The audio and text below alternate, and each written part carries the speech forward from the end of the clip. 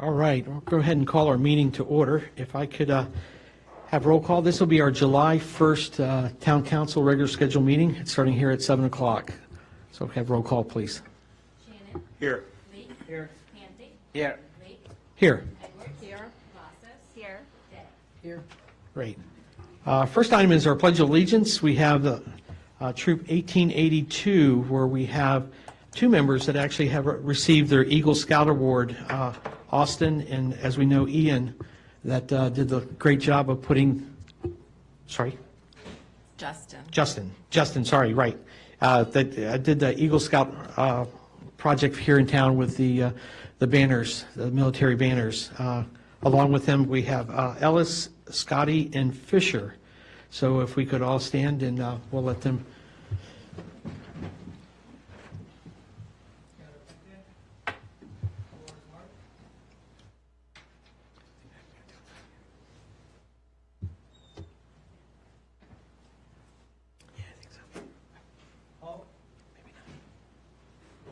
Please join me in the Pledge of Allegiance. Scout salute. I pledge allegiance to the flag of the United States of America and to the republic for which it stands, one nation, under God, indivisible, with liberty and justice for all. 2. Return to ranks. Forward march.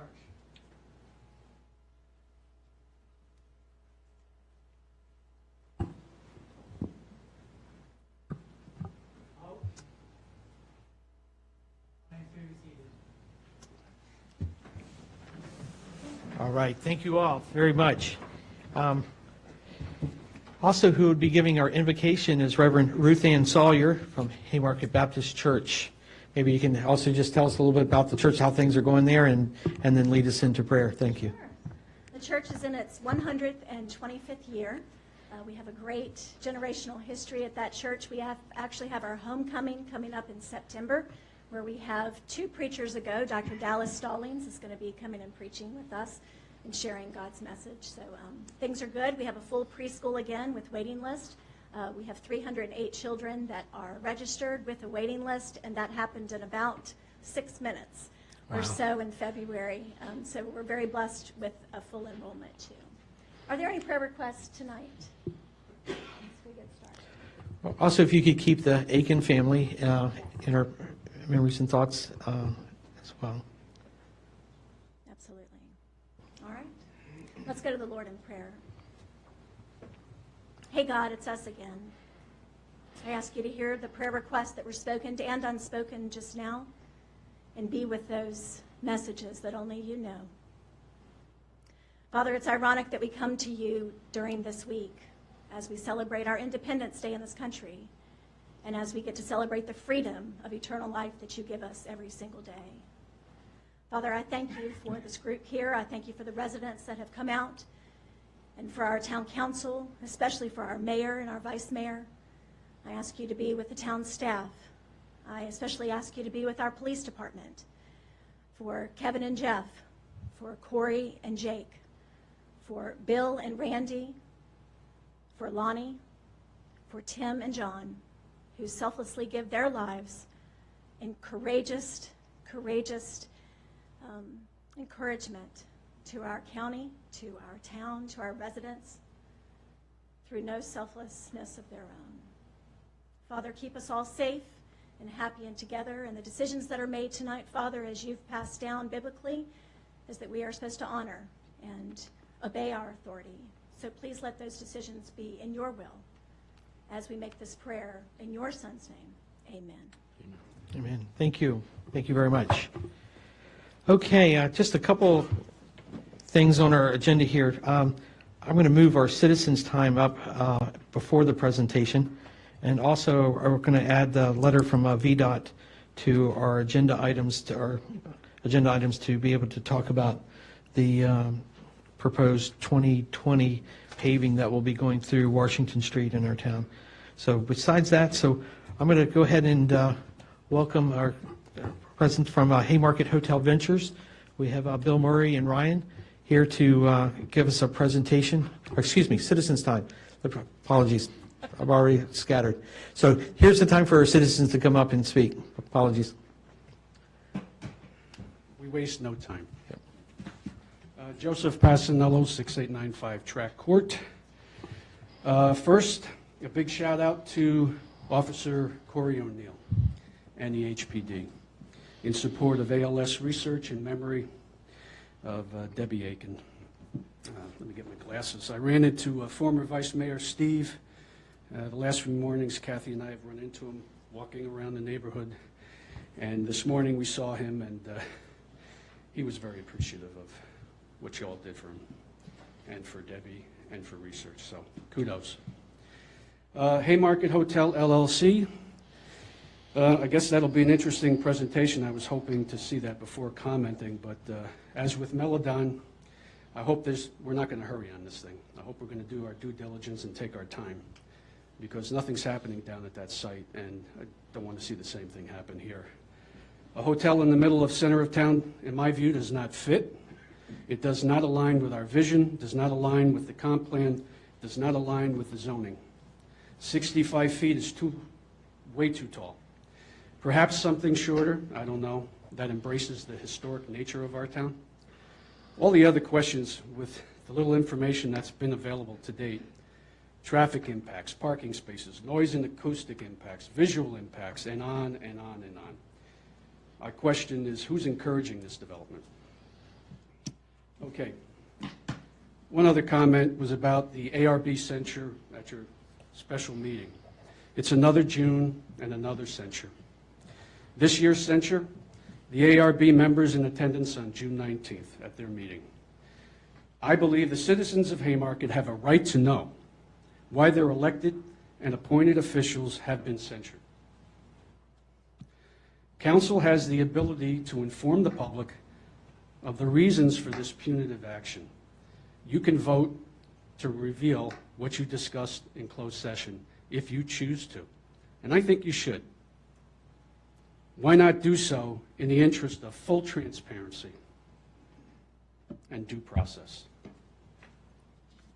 They deserve due process. I didn't see it when I watched the video, and I think it's shameful. Thank you very much. And thank you for your comment, sir.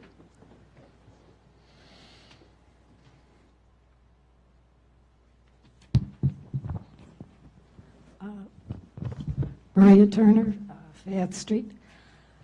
I want to thank Emily for her efforts that resulted in the demolition across the street, as well as ongoing efforts with other properties. I don't understand why these property owners can't just do the right thing. If not, they shouldn't be given any special consideration when disposing or selling of the property. The dust hadn't even settled, and there was a zoning text amendment for this property. Years ago, Louis Bloom wanted to develop the heart of the town, but was rebuffed as residents didn't want buildings with a lot of height in the center of town. He had a Borders book type style on the one corner. The text amendment is now requesting a height variance for a hotel. Why do we need a hotel in the center of town when there's an option behind Chick-fil-A backing up to 66, which is where it should be? Where will staff and visitors park? I hope that with the rejection of the funeral home, that the Planning Commission and Council realize that the residents of this town want storefronts with businesses that they can walk to, not a hotel, as most residents can accommodate their visitors in their own homes. I urge the newer Planning Commission and Council members to familiarize themselves with what we have said for the last 20 years. How many know that the storefronts on the Winterham property were supposed to have condos above and not apartments, only to have them turned to apartments when they couldn't sell them?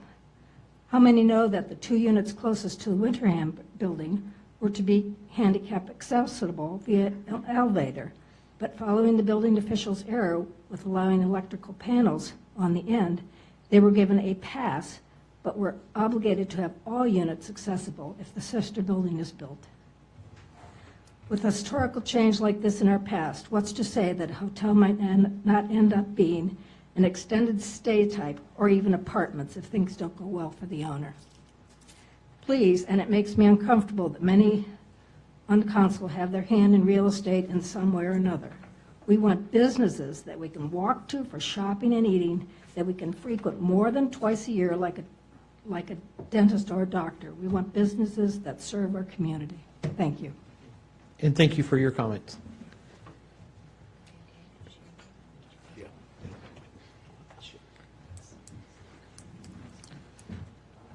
Dottie Leonard, 14801 Washington Street. And I'm also going to speak briefly for the Citizens Group. On behalf of the citizens, there are a couple of things I want to address. One is to thank people for the progress, for painting the outside of this building. It's starting something somewhere. I've discussed my mature age in the past and my less than perfect health. So I made a comment to the mayor that I was glad I wasn't going to kick the bucket before you all did something to the outside of the town hall. And I appreciate anybody's input and involvement, whoever was involved. And until we can afford it, I liked what everyone said. So did the other citizens who gave input to me. They liked that you discussed paying off the debt first and doing what you can with what you have, but not running up a huge debt. But as soon as we can, we'd like this and the whole town to be dressed up and looking nice. On a follow-up to the ARB issues, I don't know what the previous speaker was discussing. I have in the past mentioned ARB issues that were not appropriate, and I thought that, and I was very careful to not use anyone's name specifically, but just too many things have happened that have been approved that just plain aren't appropriate, don't meet the historic overlay guidelines, and red all over this town, that red sign, red letters on plastic outside that building still bothers me and a lot of other people. Other people have complained to me about the historic post office, which is now Washington Street Realty, and our historic town hall, which is now the museum, being lit up all the time with various causes, and they think that's inappropriate for the most historic spot in town. They said, tell them to light up the town hall. If they want to light up something, it's not historic. So I'm telling you that. They want you to light up the town hall and not put windmills over there. Just didn't seem appropriate. The flowers in the planter box, I'm thankful that they're there. Citizens are thankful that they're there, but they don't think they're color coordinated. They're bright red flowers in dull red planter boxes that need to be power washed. So one makes the other look bad, and you can guess which is which. But we need to very carefully, the ARB needs to choose the plants that go in those planters. They need to be appropriately sized to that huge planter, not little tiny short things that are bright red, because red is not a historic color. Burgundy is a historic color. So burgundies, greens, yellows, blues, anything else would go with those planters except the red. When I served on and actually was instrumental in starting the ARB, and I get constant reminders from other people who served on that board with me that we had an architect to give us advice. And I would like to see us spend whatever little bit of money it would take just to have somebody show up for a meeting and let you all know what is appropriate, not you all, I'm speaking to our liaison, who's doing an awesome job, and I'm thrilled with you. It's not personal, and I'm trying very hard not to ever say anything personal, but there's a need for getting advice from a professional person when you don't know. And I know that we've said in the past, sometimes people were told, come back with something we like.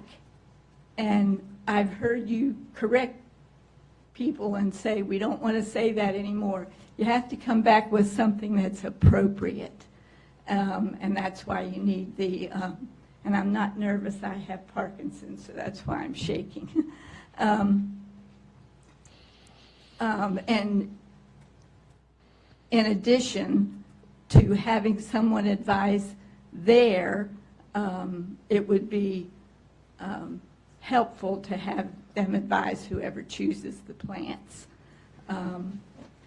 If you need other people to serve on the ARB who have served on it in the past, served the town in the past, who have experience, not me, but there are other people who would be willing to serve who have experience. And if you need help finding an architect who would give you advice at a reasonable price, I'll even help you do that. I'll help you find someone, because there are people who have done it and will do it. Now I'm going to speak for myself.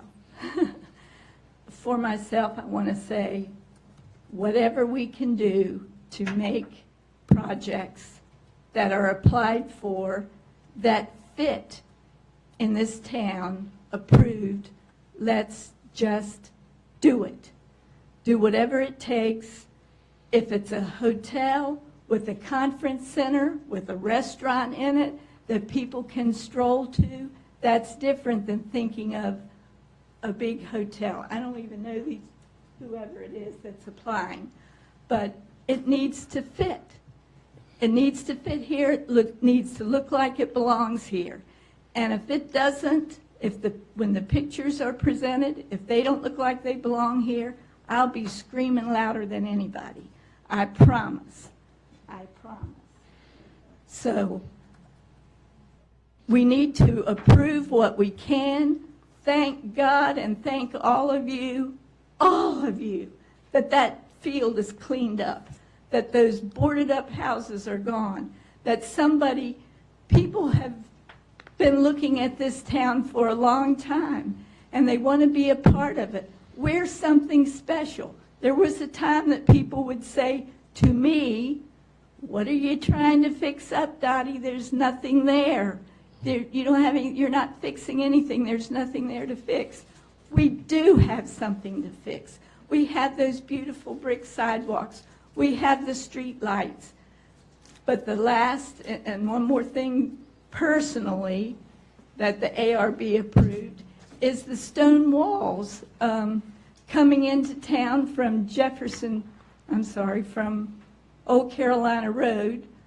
Those are as modern stone walls as you could possibly have, and the ones up at this end of town are too. How they got approved, I don't know. The Blight Street, I've already brought that up, and I don't want to keep beating a dead horse. They're built, they're here. But you can make a difference, and if the ARB doesn't present it to you, the council, right, I trust,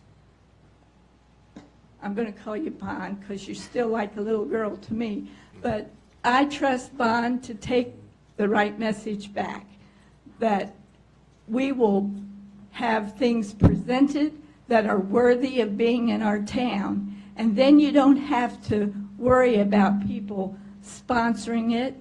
And in my memory, when I was on the Planning Commission, the rule to allow condos on the second and third level up to, I think it was 45 feet then, and now it's 50 feet. That wasn't because they couldn't rent them out. It was because it was a good idea. It was a splendid idea. It's done in Leesburg, and historically, it was done all over this country. People had businesses on the bottom floor, lived up above them. It's all over the place. So it fits historically, and we can all debate the height of the building, but the idea is good. Thank you for listening. Thank you. Thank you, Dottie, for your comments.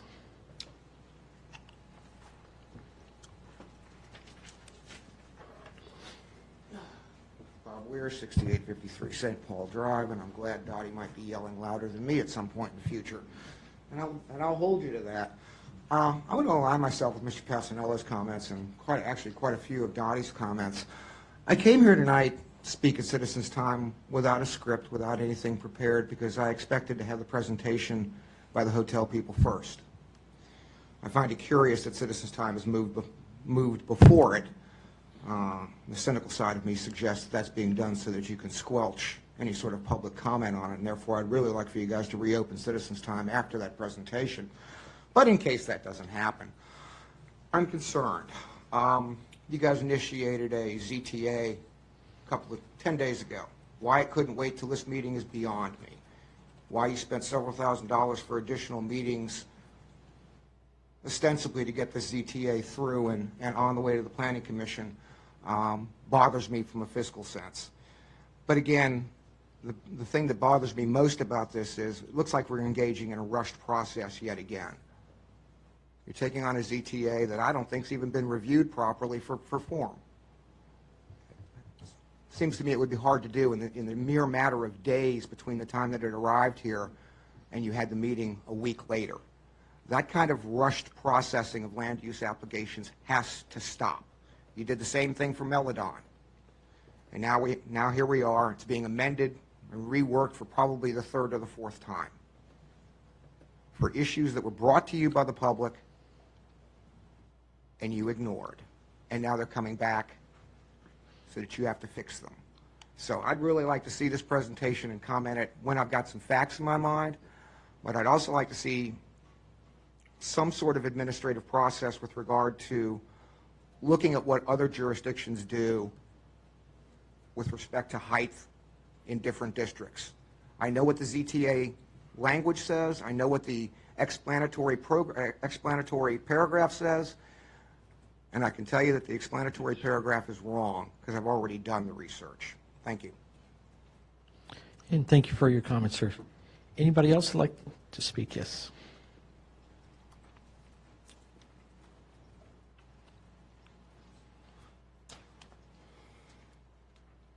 Good evening. This is my first town council meeting. Welcome. Thanks. Yes. I'm Amy Moore, and I live on 6751 Fayette Street. The speakers before me were already eloquent, so I just kind of echo some of those concerns. Anytime as an historic town, if we're looking at changing something to 6 or 7 stories, and I haven't done all of my research, I'm just kind of going off things that I've had the time to look at. Again, I echo many of the concerns that other people were great about speaking about. My other concern is a safety concern, somewhat related to that. I walk my dog around the block every week, and there are places on Jefferson Street that are very unsafe to be a pedestrian. I'm sure the chief is aware of that. I have contacted through Facebook Messenger the town about that a few times when there was a property owner on the corner of Payne and Jefferson that had overgrowth, which made it hard to walk on the teeny tiny sidewalk that already exists smack dab next to the road. Beyond Payne Street, the rest of that block that comes up to Washington Street, of course, has never had a sidewalk. Okay. So my concern as a citizen who likes to walk around town is this block in general. The front, obviously, Washington Street is safe. There's no sidewalk on Payne Street. Maybe that will never have one. But the side of Fayette and the side of Jefferson, those sidewalks should be improved.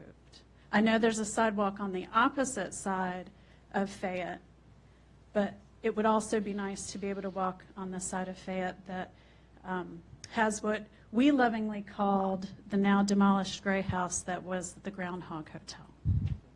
So, thank you for your time. And thank you very much for coming out. Anyone else would like to speak at Citizens Time?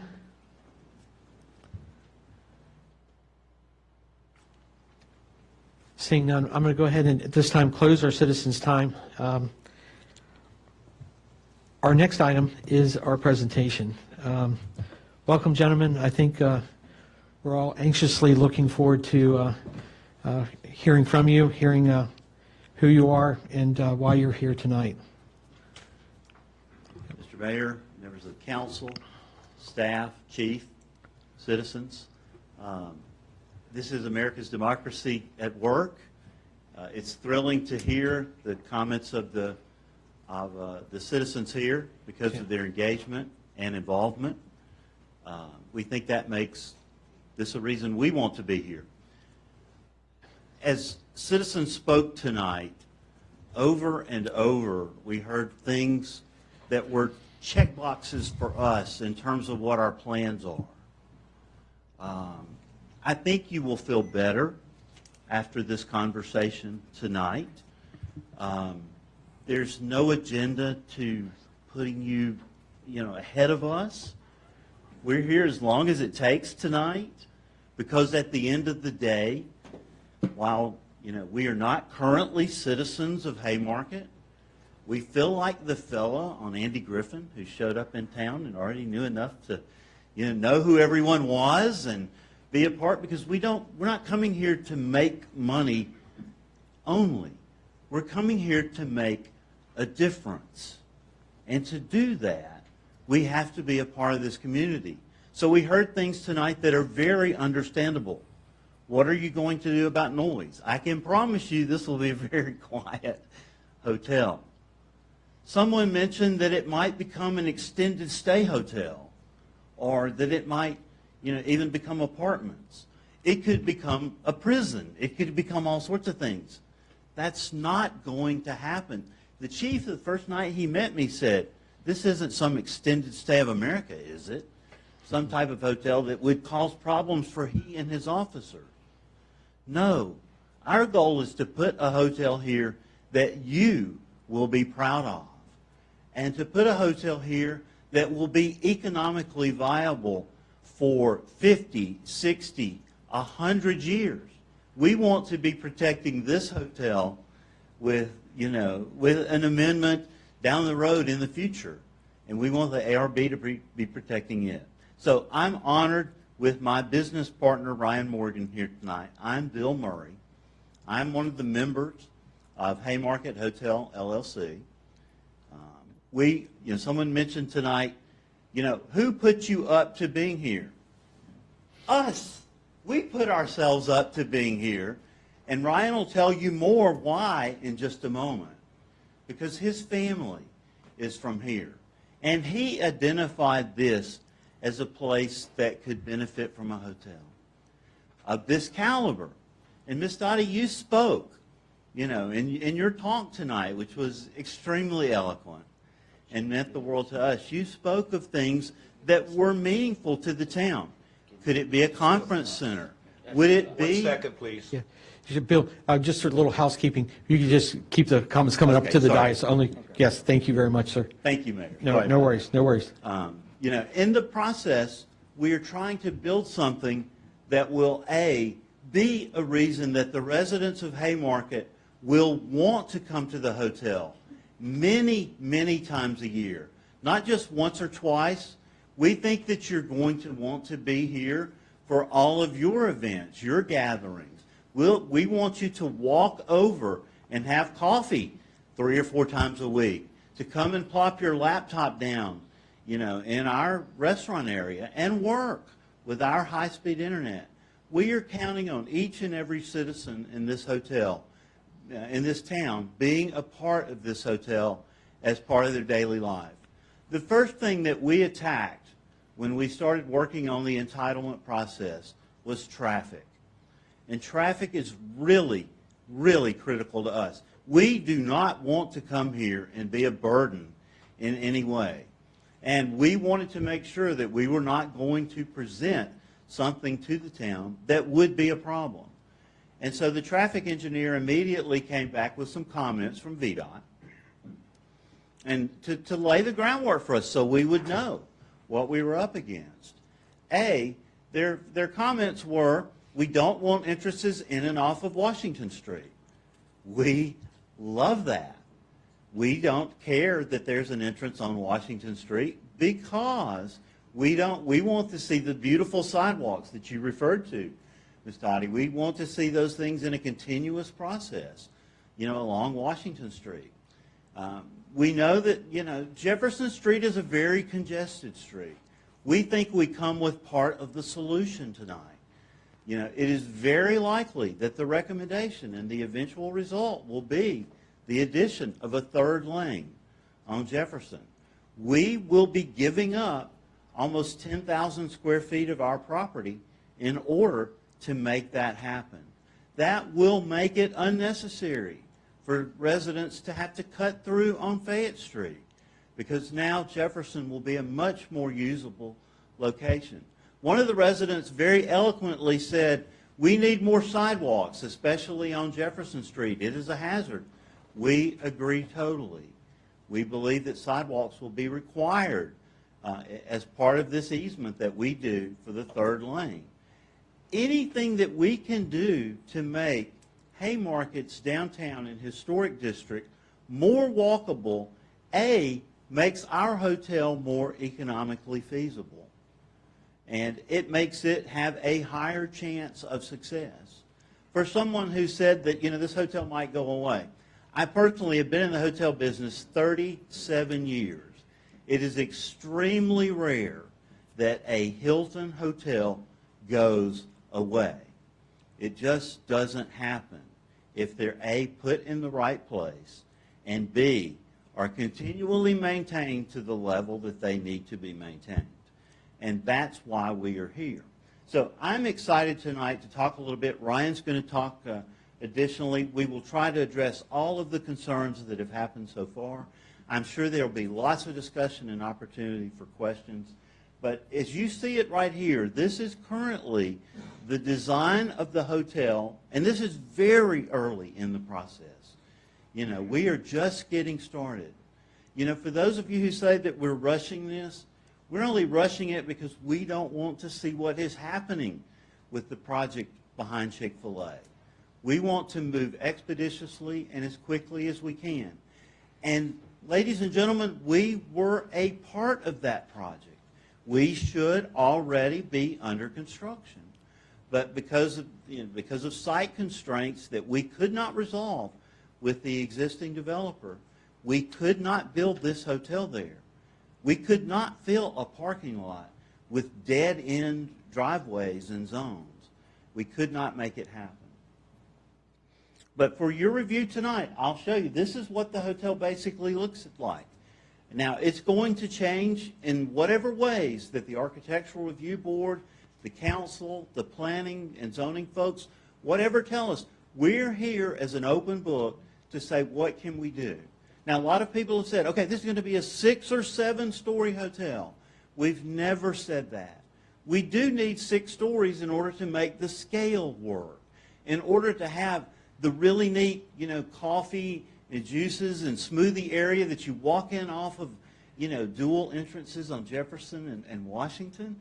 To make that happen, we have to make the scale work. For you to want to come and have dinner in a fine restaurant, not just another hotel restaurant, but a restaurant that people from all over Northern Virginia are going to want to come because they've heard of it and they think it's a special place. That allows us to create jobs that are not just jobs. These are jobs that will be career opportunities for the team members that work here. Someone mentioned, what about where are the employees going to park? Believe me, parking is one of our critical concerns. It's reaching that sweet spot where the number of guest rooms matches the right number of parking spaces. An employee is never going to have to park anywhere else. We're not going to ask them to walk 2 blocks on a hot 85-degree June day, and work in a sweaty uniform. We're not going to do that. You see patio space, it will be walkable. You'll be able to, enjoy outside on beautiful days. We even plan to bring that outside indoors. And so this gives you some representation of what it would look like. Ryan, I may need you to advance for us. Let's see. Hold on a second. I think I will do this. There we go. Who we are. My name is Bill Murray. I'm a 37-year veteran of the hotel business. I've done well over 200 projects in my 2 jobs that I've ever had. I started my company in 2003. We've been doing hotels all over the United States. We were chosen as a Hilton, not only approved vendor, we were chosen as a recommended vendor. We've been fixing hotels all over America and Canada for 16 years. I met along the way Ryan Morgan, who became one of our employees. Ryan literally was a lottery pick at our Washington, D.C. hotel. They brought me 2 resumes and said, "Who do you pick?" And when I looked at the resumes, I very fortunately chose this gentleman. Ryan will do anything and everything in order to make it right. That's what we're here. Our other partner is a gentleman in Birmingham, Alabama, who is a multifamily home developer. And so he is excited about being a part of this and learning more about Haymarket and what we've shared with him. He's been blown away. He toured the town in May and came back even more excited than ever. We already have all of our capital stack in place. We are rushing only because we are with a very limited contract across the street. We started out down the street, and then we looked at what we were going to have to do. We might end up by the hospital, we might have anywhere, and we found out this site was available. Ladies and gentlemen, this is a dream site to us because A, it is in the town center, because B, it has tremendous potential in terms of bringing tourists to Haymarket to experience what this town offers. And we are excited about that. I have, under my current organization, done 199 hotel projects. I have done 2 that are very, very similar. And they have outstanding ending success stories. On the left, you'd see the Tutwiler Hotel, built in 1914 in downtown Birmingham, Alabama. And we went through all of the same processes to assure everyone in the city of Birmingham, from every citizen to the mayor, that we would do nothing when we made that a Hilton hotel to take away from the historic charm. Our argument then, as it is here tonight, is that national affiliation gives this hotel the highest opportunity for success. The hotel on the right is the Hotel Telluride in Telluride, Colorado.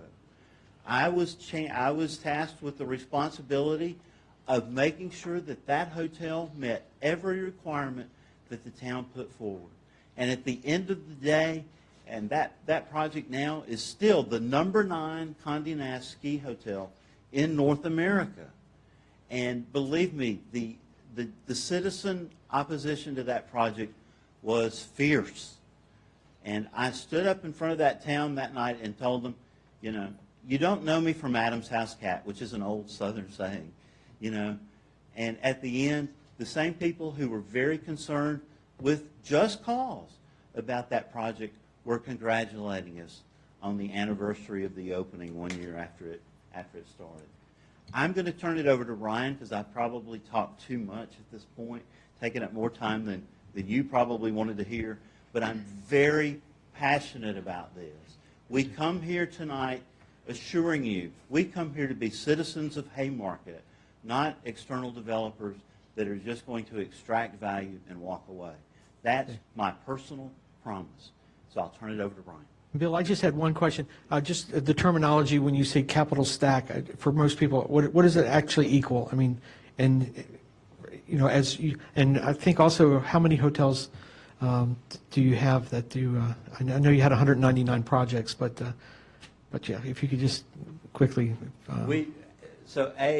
Mayor, the capital stack is all of the equity and debt that it takes to do the project. We have every bit of it lined up, ready to go. A lot of developers come in and they're doing a lot of work on the front end before they have those pieces in place. We feel it's very important that when we stand here in front of you tonight, and as we go through the entitlement process, that we already have all of the money lined up in order to do this project.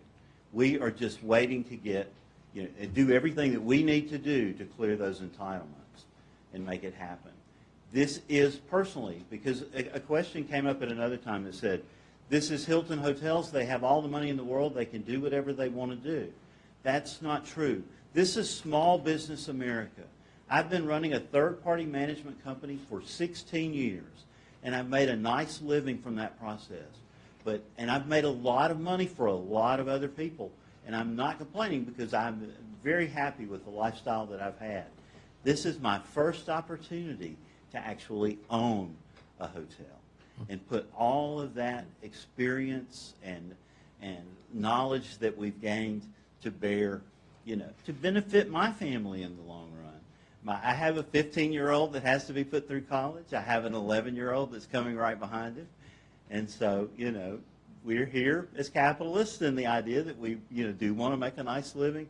But we named our company Purpose for a Living, Mayor. We think there is a greater purpose to what we do than just building a hotel and, making revenue. Besides all of the economic impacts that will happen for the city and for us individually, this building, we think, has a higher purpose. It creates jobs that create careers. It creates a reason for people to come and spend their dollars in this town as opposed to another town. And then it begins to benefit all the residents, too. If it's not a win-win for everybody involved, and that means, the citizens of Haymarket, the team members that work there, us as developers and the whole process, it's not going to be a success. We have no intent of letting that happen. Great. Thank you. Thank you for that clarification there. Good evening, council members, Vice Mayor Edwards, Mayor Leak. Why Haymarket? We can talk about where the project comes from, when it started. It'd be easy to say that it started in May of 2018, but it really started 12 years ago. My wife grew up here. As I started dating her, I came to Haymarket, and we're always looking for opportunities. And I was married down the road. My daughter was baptized at Holy Trinity down in Gainesville, and so as we kept coming back after we moved away from the area and came back, we were consistently staying in Gainesville, and it became apparent that a lot of the people at the hotel were coming to Haymarket, but staying at Gainesville.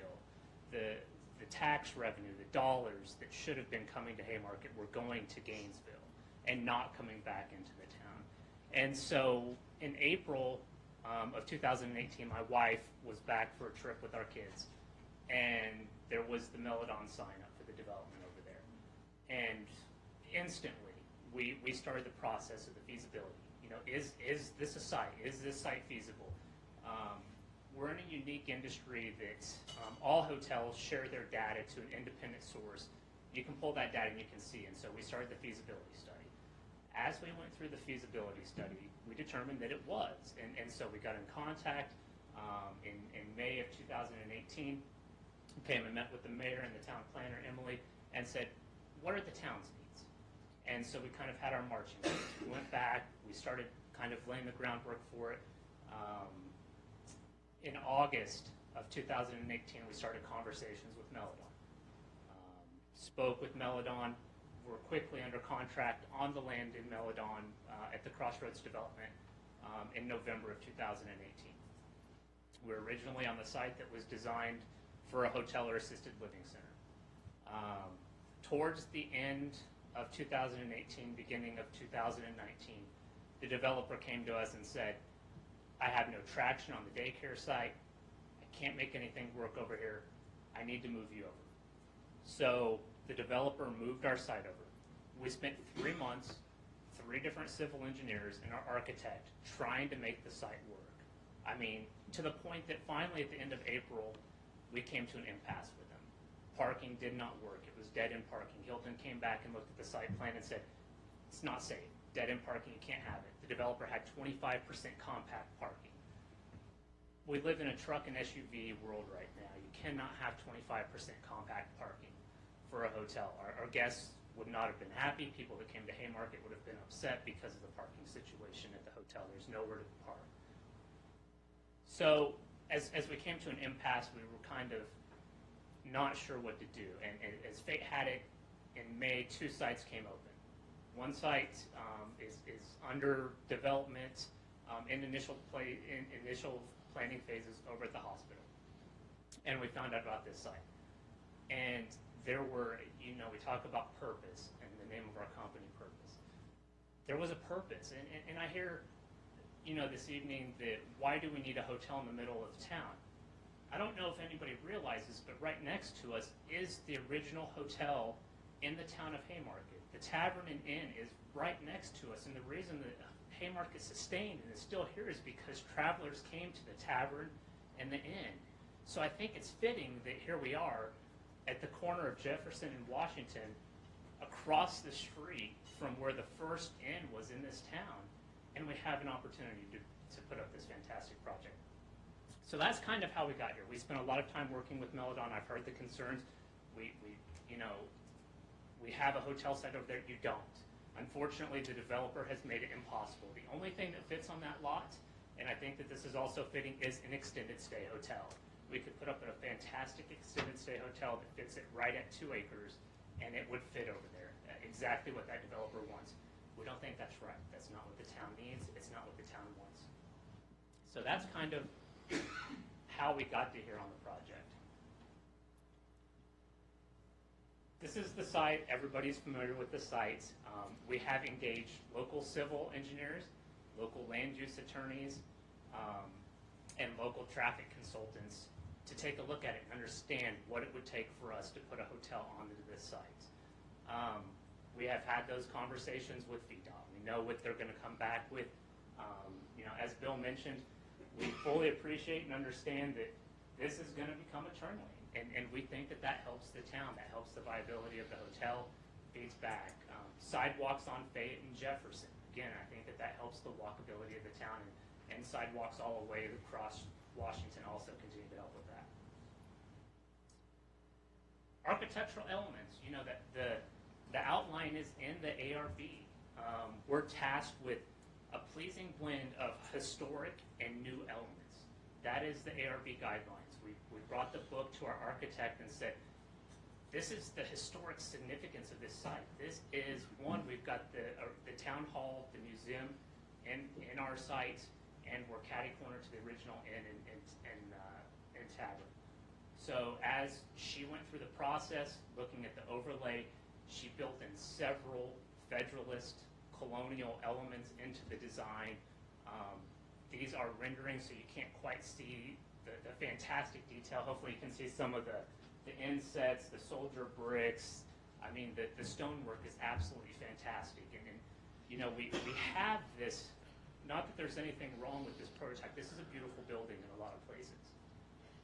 But the building that we're looking at costs 30% more to build than this does because of the stonework. So we have spared no expense in bringing a fantastic looking building to this area. The question, why 6 stories? 6 stories has been asked several times. There are no guest rooms on the first floor. The original conversation in May of 2018, Mayor, what does your town need? Ryan, we need a conference. Yeah, we had the hospital president basically saying we need a place closed for the families, the people that are going to the hospital, the doctors, the staffing. There's a great need medically for the area. So yes, it was that, and I think the conference room where we don't have anything around our area. In the places they do, they charge so much, But yeah, you'd have to go to a country club. But those were the 2 needs that we had. And we wanted economic. Again, I was married here in the area. I know we had to go to a third-party venue and how expensive that was, and not having an option here in Haymarket. I hope that we address it. It's right at 2,000 square feet. We can do 200 people with banquet grounds in that space. We feel like that addresses a lot of the needs and opportunities in the area.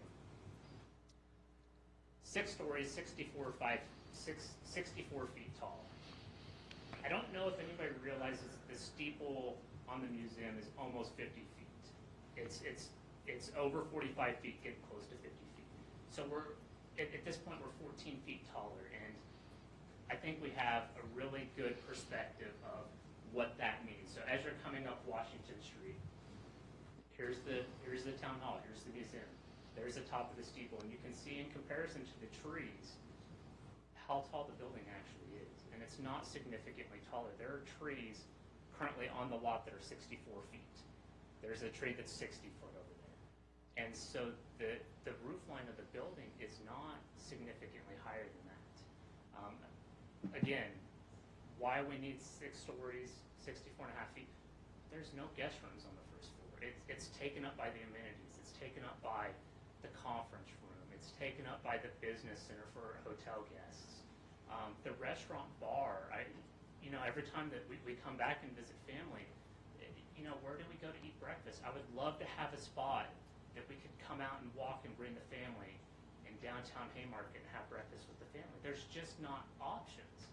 And so having that spot, we have got a fantastic concept for a restaurant and bar that pairs local options. We're going to meet with local vendors, farmers. They can help us pair those menus. And so we think that it's a perfect fit for the town, for the community. Again, the easier option would have been to go outside of town and do a site at the hospital. It would have cost us 30% less. But having been here over the past 12 years, there's something special.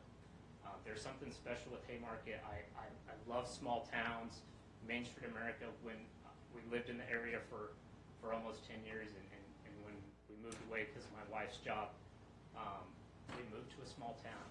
We could have easily ended up in downtown Nashville, but we moved to a little small town called Franklin. It is Main Street America, and we take our kids out every single night. It's a walkable community. We're down there, and so I would love to have that feeling. With that, we'll open it to your all's questions. I'm sure there's a lot of questions, concerns. Sure. So, for example, why don't we explain just the process, I think, because that's obviously, there's a lot of things that are going on. And Miss Emily, I hate to put you on the spot there, but as we get applications, of course, we're taking each of these applications on their merits. So why don't we kind of go through I guess there was concern about how we had the wording in our B2 and B1 in that ZTA of having this type of height would require a special use, and maybe you can kind of walk us through a little bit of there in the process of the applicants, Okay. Sure. So, kind of a little backstory here, an example that we all are very familiar with, Meladon, when they requested the hotel, they applied for an SUP for the height over the 50 feet. This was something that was allotted for in our zoning ordinance. In the height regulations of the B2, any building that would be over 50 feet, you applied for a special use permit. When this applicant came to talk to me originally, we had discussed this option of an SUP. However, through our discussions, we found that our B1 zoning district does not allow for the SUP to be submitted for a height to exceed 50 feet.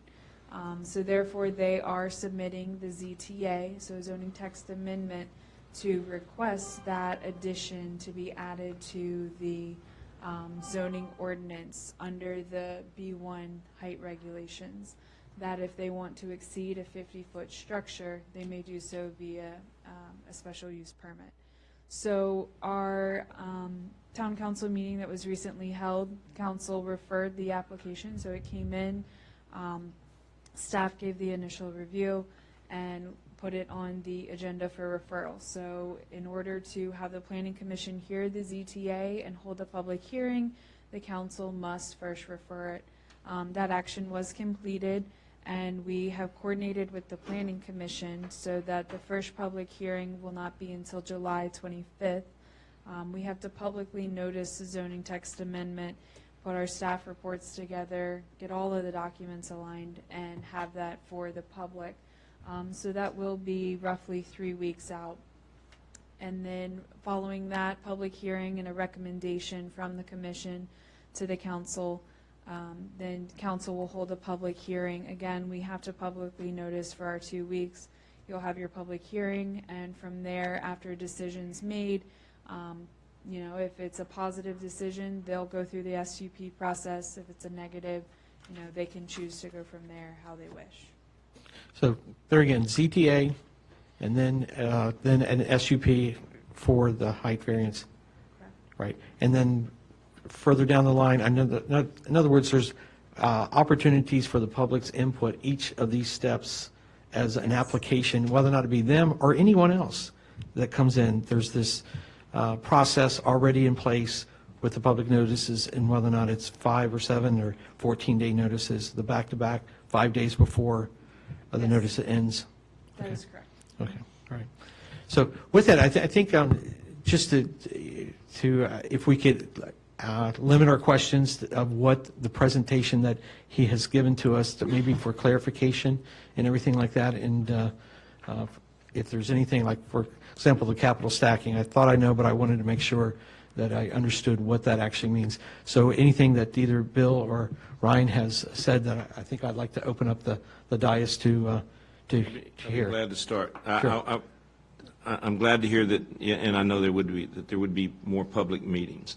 I too would have liked to have had this prior to the public meeting tonight. But the fact we're going to have more public meetings is very important. So thank you for clarifying that. The restaurant that you're talking about, what are you looking at? Is it a restaurant and bar? It is. So Hilton Garden Inns, by definition, have a restaurant and bar, and we're taking the prototype concept and we're stepping it up. So it's going to go from what their standard is to a little bit more of an elaborate version of that. So how many days a week are we talking about the restaurant's going to be open? For it's open 365 days. 7 days a week. Yeah. And what type of hours are you looking at? The restaurant itself typically closes at a Hilton Garden Inn at 11 o'clock. They do room service slightly later than that. Sure. Breakfast starts at 6. Okay, that's my question, because this being a walking town, we have plenty of people that would walk that could, I wanted to make sure you're going to be open early enough if this is approved and goes forward. Yes, sir. So that's all I have. Okay. Questions? Councilman Lee. Thank you, Mayor. First and foremost, and Mayor, you can stop me if I'm out of line, but there was a comment made about folks in real estate who sit on different boards. And I just wanted to make sure that I disclose, per the Conflict of Interest Act, Chapter 31 of the Virginia State Code, that I do not have any conflicts of interest. Some folks who don't know all the definitions of what actually goes into that chapter. I do not represent Haymarket Hotel Ventures LLC. My broker does not represent them as well, nor does it represent the seller, nor do I represent the seller. As we can clearly see who the seller is across the street. It's not my brokerage, not my company, and I don't represent Haymarket Hotel Ventures LLC. I do not own any percentage in the company. I know that the threshold is $10,000 a year. I have not received any money. I will not be receiving any money from Haymarket Hotel Ventures LLC. I don't have a spouse. I don't have a dependent. I don't have a significant other that is receiving anything from Haymarket Hotels Ventures LLC. And overall, I do not have a conflict of interest with the seller or the prospect purchaser in regards to the site. So I just want to make sure that was on public record, that I don't have any sort of conflict of interest, even though of my daily occupation. From there, I have more comments than I do have questions, so I'll yield my time till you open it up for comments. Well, first round, I think, with just questions for clarification and stuff like that. Mr. Banthi, any questions? I don't have anything at the moment, and I will study furthermore, then if I have a question, I will question later. All right, absolutely. Vice Mayor. I don't have anything at this time. I think it's too early in the process for any of that, and I'm going to wait and see. Okay, and just for... The shields. Okay. Thank you. So just for clarification, I'm looking for comments for clarification on anything they might have said during the process. Okay. Ms. Cavazos. I don't have any questions or comments at this time about what they said. However, I do think that since the agenda was made public and that the citizens expected to be able to speak after the presentation, that we do open it up to their comments. I will definitely entertain that. But, Councilman Day. He answered the questions already for Steve. I have no further questions. Okay, all right. Other thoughts? Did you have any questions for the council? I know that when you take this type of project on, I mean, probably help us walk through as you look at a project and what you all look for as far as the town and the process that goes forward. I mean, obviously, we've got a lot of different aspects of this particular project as you've obviously have, I'm understanding, a contract purchase. And there's a lot of people that don't understand the logistics, I think, of, you know, how do you start something and how do you end with, like, the two, resorts that you represented there as well. Yeah, great Sure. question, and, I think that addresses it's not a fast process. Again, we started this, 13 months ago. So we have our internal feasibility study that we kind of have to do to determine if a project's feasible. After that, we have to identify a site. As I said, we identified a site with Melodon. We signed a letter of intent to move forward. We had sent purchase sale agreements back and forth, and we just could not come to a lot that worked. And so when we identified this site, the seller is wanting to move very quickly. Originally, it was we enter a contract to purchase the land. He wanted to give us no inspection period time. That is time for us to do just this, to get input on it. He wanted, really to move the land. And so we negotiated an inspection period of 90 days. That's how long we have to determine if the project's feasible. That means, are we in a position to get entitlements for the project? Is it feasible? Is it something that you all want? If it's not something, that the town sees fit, then, that's what that 90 days is for. So, we signed our purchase sale agreement on May the 26th. So we're on the clock with the seller at this point. Okay. All right. Other comments from the dais? Now I think I'll open it up for just any discussion other than clarification, if anybody wants to make any. I don't have any comment. I'm just, I'm certainly on the fence. I'll just be upfront with that. But there's certainly, I'm anxious to hear from the public. I want to know what our constituents out here think. The plan that looks absolutely great, but the town input is going to be very, very important in my decision as well. So that's all I have. All right. Councilman Lee. Thank you, Mayor. So in regards to comments, I'll try to keep them as brief as possible, but I broke them down into some big sections as well as trying to take into effect what folks had spoken about during citizens' time. First and foremost, I'm glad that we have a small business owner coming in and trying to invest in the town. We always talk about wanting to have small business and not corporate America coming in and having a small business owner who wants to open a hotel. And some folks will sit there and say, oh, it's a Hilton, it's not a small business. Well, I would say you're incorrect just on the franchising side of it. Just like as we have Mr. Ward, who owns our Chick-fil-A, who lives in Haymarket. We have Mr. Bragan, who owns our Subway in town. And then we have Mr. Cartucci, who owns Foster's. And the list could go on and on and on. But the mere fact is that you have these large, well-known names, but are actually owned by small business owners as such, as folks have come in front of us today. B1 District, as some folks may or may not know, who's listening as well as who's in attendance this evening. Within our B1 District, which we revamped during our zoning ordinance rewrite, hotel is a by right use within within that district. It's something that the town saw as a need and saw as something that could be put within the B1 districts. Now, we have multiple B1 districts up and down Washington Street, from the far east side of town up to the west side of town. But this is a by right use in the zoning ordinance that we have written just here recently, back in, I believe it was 2017. One of the big things in the definitions that when we rewrote that B1 district that we wanted to talk about was it, and I'll quote it here, was provides primarily for retail shopping and personal services to be developed as either a unit or in individual parcels oriented to attracting pedestrian shoppers, tourism, and local convenience.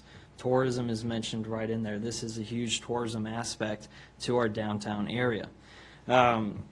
Some folks stated things about how we know it's not going to be turned into an apartments. Apartments are not allowed in the B1 district, so unless they did a zoning text amendment to allow apartments in there, that would not be allowed, as well as walking through what is actually as a by right use or even an SUP use, and apartments are not one of those. Some folks stated that we wanted boutique shops and we wanted storefront right up on Washington Street. We have to realize that as we look at the town as an overall project itself and looking at the vacancies that we already have in town, why do we think Winterham 2 never got developed? Unfortunately, the developer did pass away, but there was an approved site plan for 5 years. That could have went up, but the thing is there wasn't the need. Those needs are what we consider secondary and tertiary uses to large anchors. You want to revive a downtown area, you want to see beautiful development, you want to see zero vacancies and having small boutiques and shops, you need something that is going to drive that. Otherwise, there's not going to be something, there's not going to be those small business owners are not going to want to invest in a cafe and a small boutique and different things along those lines. They struggle when you don't have the use or that large anchor there. In this instance, that anchor is the hotel. As you go up and down Washington Street, I mean, we probably have 20,000 square feet worth of retail space that's currently vacant. All that can be found on LoopNet, which is open to the public to be able to search. I mean, we have a lot of current retail space that is vacant in the town, and the mere fact is because we don't have a large anchor that's going to drive that sort of business within there.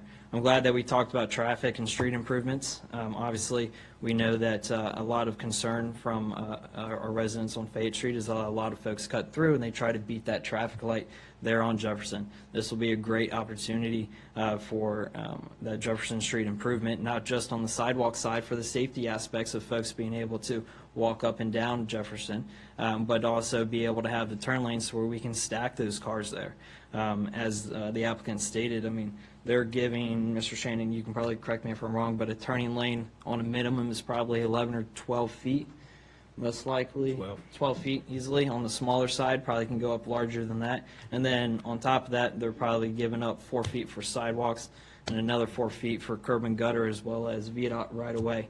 I mean, so they're giving up 20 feet on their parcel to make sure that we can make those street improvements and continue this to be a small walking town. As they stated, it was about 10,000 square feet, I believe, so they're probably calculating, I mean, it's road frontage there, running lengthwise on Jefferson is about 275 square feet, so it's probably about 35 that they have calculated in there. But I'm glad that they looked at that. If you want to talk about traffic and talk about different things, traffic is going to happen no matter what the development is that comes in. We always know that. We always know that traffic is going to happen. But what you look at is what type of impact does each use have, because each use obviously drives a different traffic impact in regards to a daily trip count. If anyone is familiar with the different reports that have come in recently for different developments and not just Haymarket itself but in surrounding areas, a hotel is on the lower side next to a funeral home in regards to how much traffic is actually impacted within the town. It's a lower impact compared to what a higher use of a you could say anything from a convenience store to different by right uses that are already allowed. A restaurant that's allowed as a by right in the B1. I mean, we have to look at those in that overall impact to what would be the lower impact. And it's hard because a lot of folks say, well, we want you to put this here, we want you to put that there. Unfortunately, we don't own the property as a town. We can't tell the owner what they can and cannot put in. The only thing that we can do is we can put our zoning ordinance, which is the guideline for owners to be able to come in and show what they can put into an area. And that's why 2 years ago, we revamped our zoning ordinance to tell what you are allowed to put in as a by right use and what you're allowed to put in as a special use permit into certain areas. We have no control, and we cannot tell someone what they must do. That's not the government's job to tell someone, you own this property, you need to put a 7-Eleven here. That's not our job as a government. We there set the guidelines, set the ordinances, and from that, you allow the developers, the business owners to come in, purchase a property, and be able to develop their parcels based off what our zoning ordinance states it is. Most likely, I'm assuming this is probably going to have an underground water management system. Yes, sir. Excellent. So that, as some of our folks know, with some of the folks who live on that side of Jefferson and that side of Fayette, on the other side of Payne Lane, there's a lot of water runoff that comes from this property down there and shuffles due to the topography of Washington down to the railroad tracks. I mean, we all know it runs at a slant. So this will be able to, on the E&S side, this will be able to capture that water from running down and affecting homeowners and residents' homes there. Now, granted, that's going to happen no matter what type of development goes on the parcel, but it's nice to know that you're going to go ahead and take that into consideration. Biggest thing, no impact to schools. Obviously, with this not being a residential use, there's going to be no impact on the school side of things. Last but not least, we talked about Melon. If anybody does go to that website, as I spoke about, loopnet.com, you pull up the Melodon site, and they don't even have that advertised as a hotel. They have it advertised as an assisted living site at 2.2 acres, which is a bit misleading because when they came into us the other day, they put on a 2.08 acres on that thing that they made public to everyone. In my opinion, I don't even think that's a 2.08 acre. I think that looking at that site, even though it's just GDP and not a actual site plan, it's probably less than 2 acres, and that's why it's going to most likely push away any type of use over there. Outside of that, Mayor, I don't really have any comments. I'd be more than happy to answer any questions if anybody has any questions to the statements that I made there. Okay. We'll continue on to Councilman Panthy. Vice Mayor. Just a couple quick comments. We are a historic town. We have a more stringent historic district, and between Jefferson and Fayette, those buildings as set forth in all our documentation for the town are to be 1 to 3 story buildings, so as not to overshadow the museum and our history. And that was set up by design.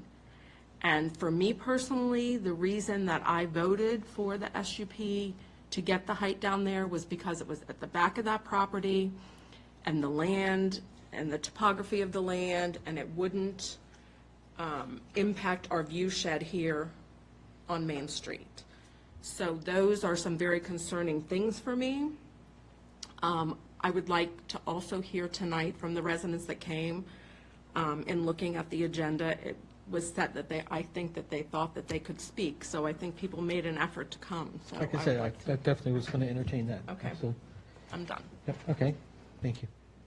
I agree with what Susan said. We have a historic district here, and I trust that the Planning Commission will listen to everyone in the community, and I feel that the zoning text amendment should not be made. I think we should stick to what we have, especially in this area of town, and I think that although they said the hotel could not go in the other area, I think that that was a much more appropriate area, and that's why we approved it there.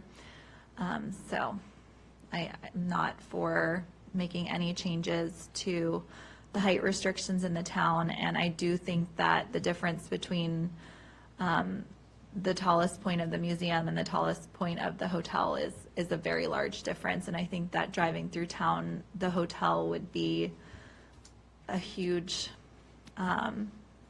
difference in height from all the other buildings in our town. And I'm not saying that I would not be in support of a hotel in general, but as far as changing the height restrictions, I am not for that. Councilman Day, you need to, First of all, I want to say thank you for considering Haymarket for your project. And I just want to say that as far as I'm concerned, I think that's a great location for your project. I love everything that I'm hearing. And, devil's in the details, and we've got a long ways to go. But I love the idea, and I don't have anything I object to so at this point. I think just for a little clarification, so just for the understanding, so by right, if you were to build that building, actually you wouldn't need a ZTA, you wouldn't need an SUP if this building was 50 feet.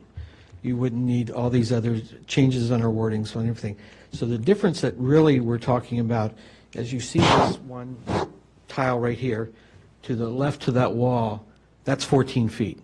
That's what the difference that we're, just visually for the audience to know, that you have the ability to build this without having any exceptions at 50, and we're really talking about this possibility of this 14 additional feet that's literally splits this room in half.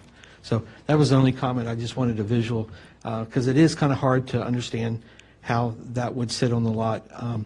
The things that I like about this this plan is the orientation of a building, that I think the fact that it doesn't, it leaves the museum alone. It has a, and I don't know how many feet a buffer that it is from the edge of the museum to the where that building would be, but it's I like the way that they orientated it.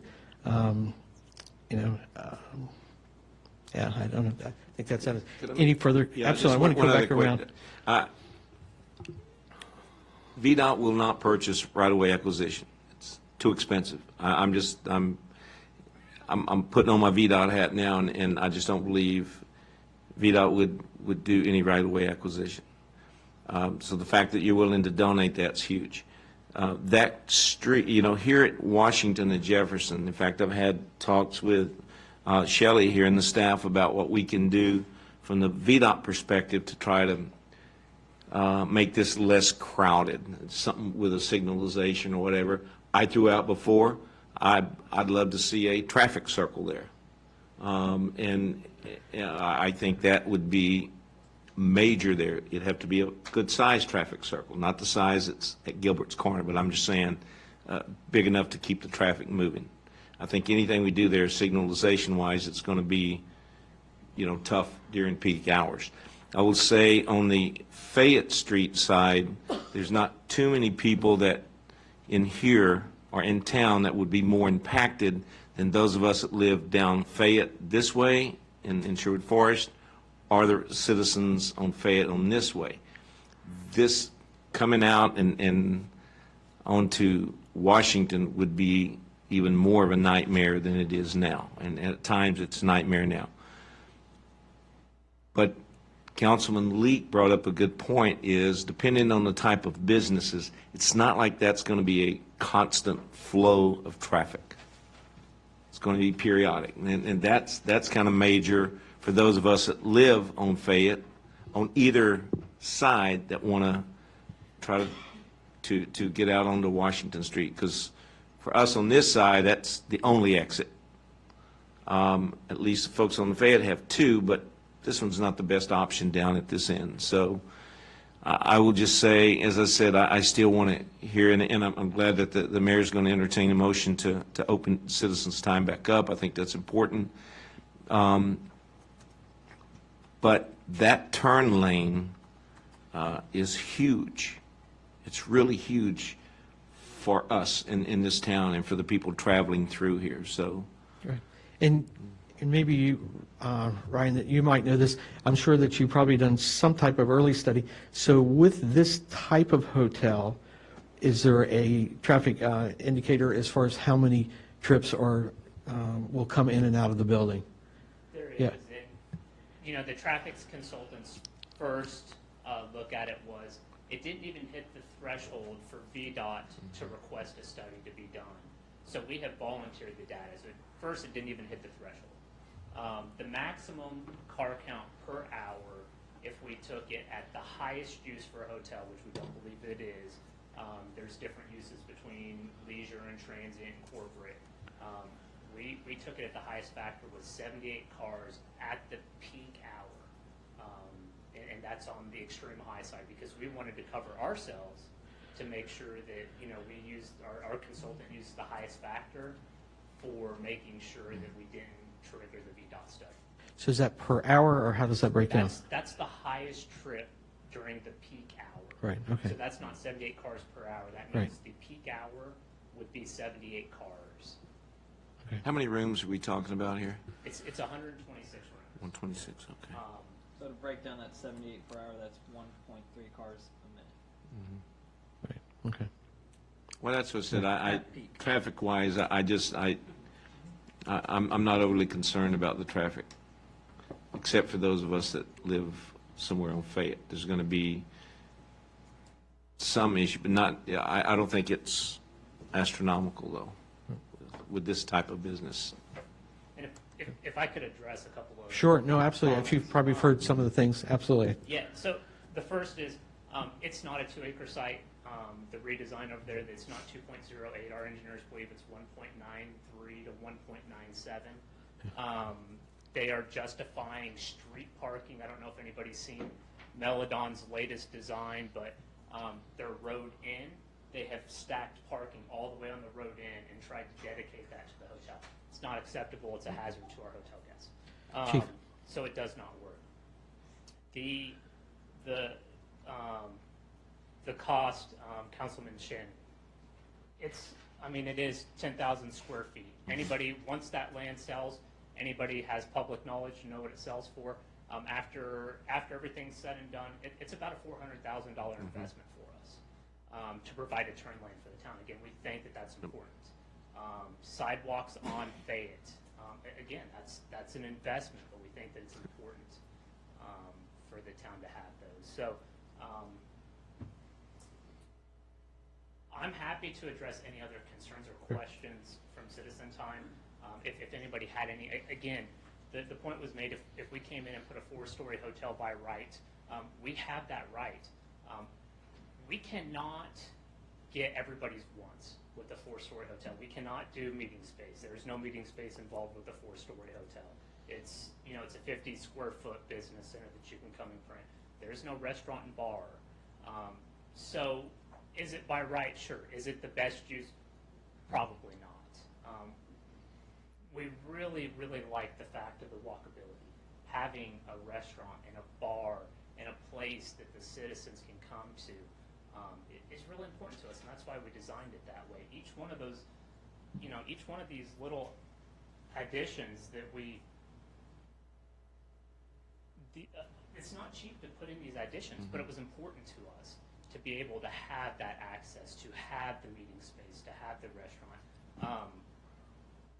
Was there some mention also about outside seating or atrium? There is, and I don't know that you can quite see it on the resolution from here, but there is an outdoor patio for guests that are walking up. It's a direct access. We believe that there's going to be, as the architect has designed it, open air usable doors. If those doors open up so that like this morning on a nice day, you can open those up. You would invite the citizens and guests to walk. Is that the restaurant on that side where the built out is? It's a split of the restaurant and the meeting space comes off that bump out.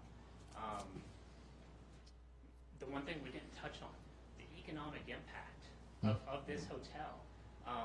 In the infinite wisdom of the council, several years ago they put in an occupancy tax, a 7% occupancy tax, and if the town had not done that, in the little small subsection of the town, that money goes to the county of Prince William.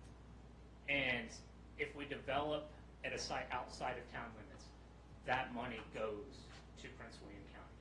And so, as you talk about future projects and revitalization of downtown, that's money that can be used. It can be used to attract tourism to the town. Tell your story. Get people here in Haymarket. Until, I came here for 10 years before I picked up the book and read about the history of Haymarket.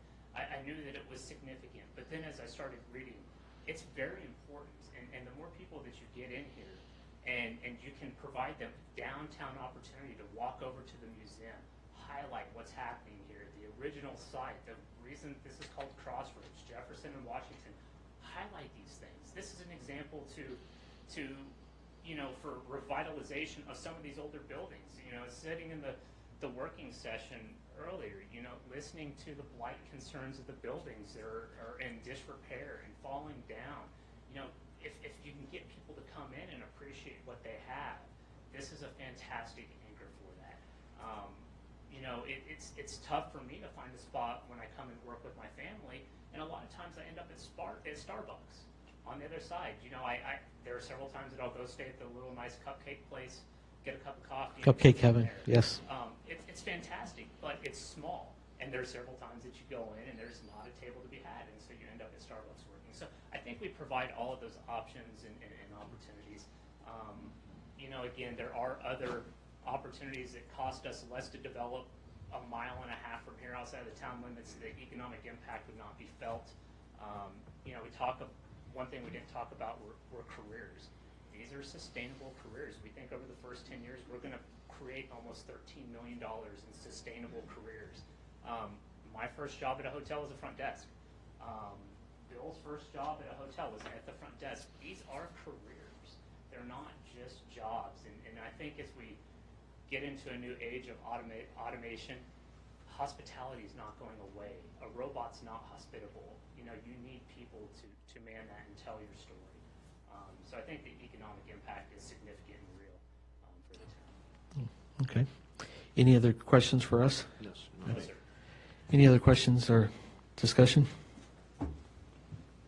Okay, so what we'll do here is we're going to make this very civil, so that way we'll have you all sit back down and ask for citizens' time. And the citizens there again are directing their comments and questions to the council, and then I'll allow you to have a follow-up after that, just to be able to, if there's any questions that you would have.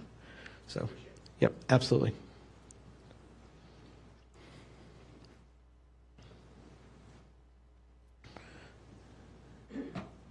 Maria Turner, Fayette Street.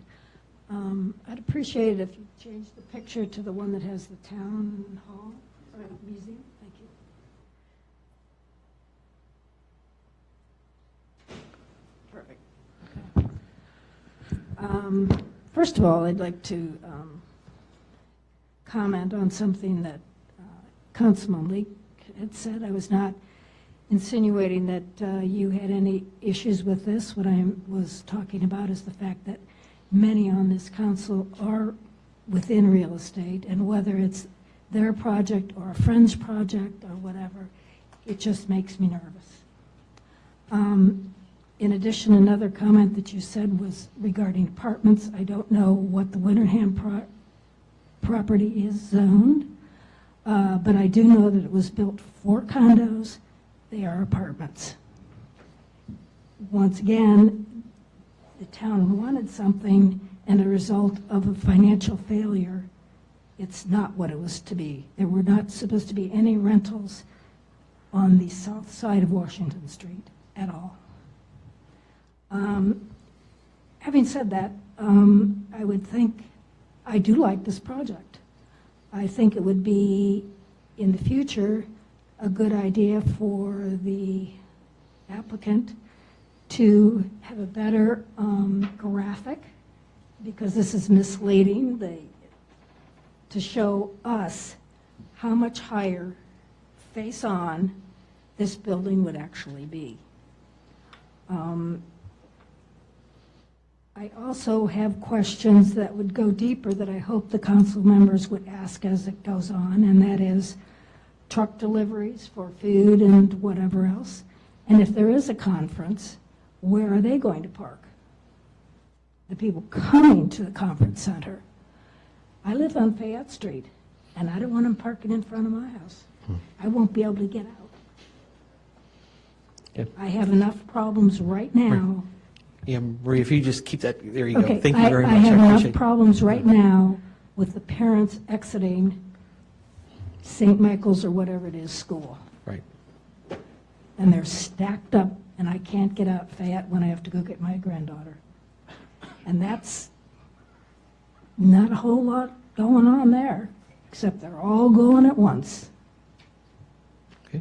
Anyway, I think the project was a nice idea. If you have to scrap the first floor, I wouldn't want it.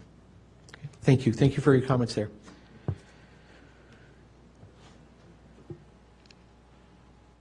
Good evening again, Council. Joe Passanello, 6895 Track Court.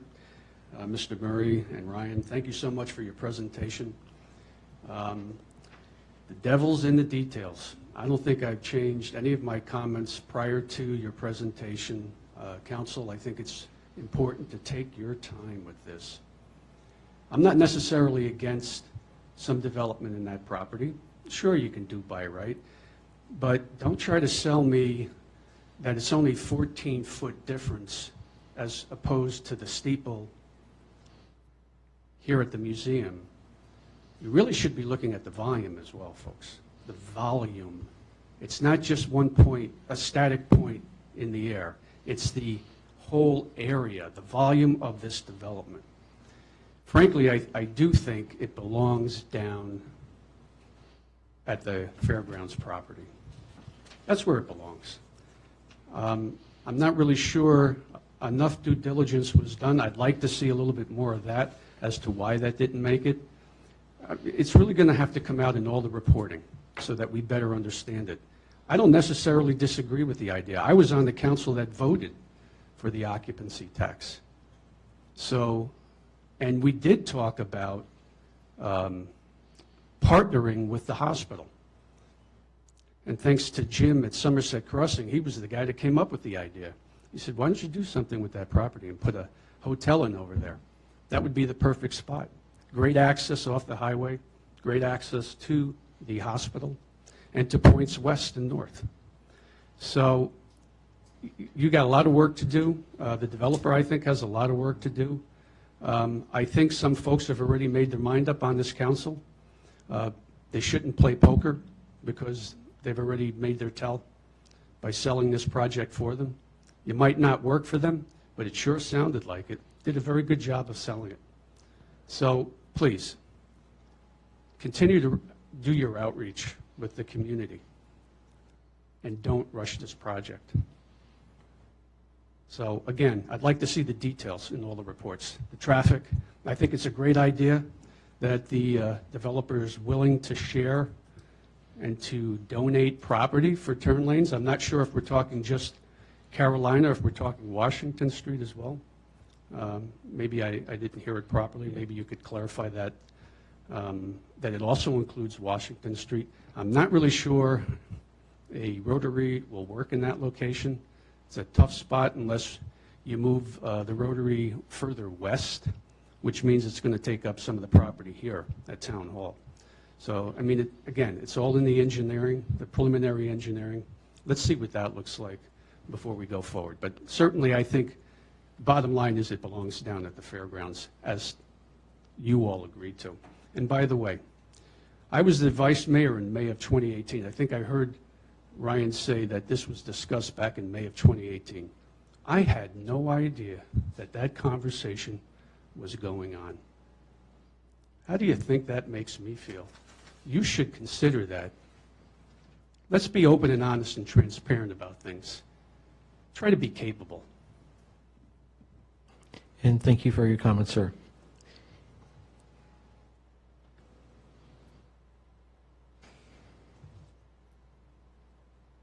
Kathy Passanello, 6895 Track Court. I was on the Planning Commission when the Meladon property, Crossroads, came up, and was given 30 days by the mayor to get that project done. When Meladon came and presented, yes, we were given a 30-day window, the Planning Commission. There's now a law into effect called the Haymarket Bill to stop that from happening again. Unfortunately, the Meladon group came with the old plan. When I was on the Planning Commission, I said I think Haymarket deserves a little bit better than this. It also had townhomes, which that property really shouldn't have townhomes on it, but it does. If we had gone with the newer, better plan, I think that this project would have been beautiful there, absolutely, because that's where it belongs. You know, I always thought that Haymarket was going to be a little Middleburg. Well, with the Hilton Inn right in the middle of town, I don't think that's going to happen. I do think, however, what you've done towards the historic picture is very nice, but it needs to be lower. It's got to be 4 We could stories. keep it, yeah, No Kathy, I'm higher, sorry. please, no higher. It's just too much. It is, it is. You know, why are we doing this? Why not just pay $23 a month in garbage and pull a pin on the town? Because nobody seems to be listening to what people are saying. Okay, and thank you for your comments, ma'am.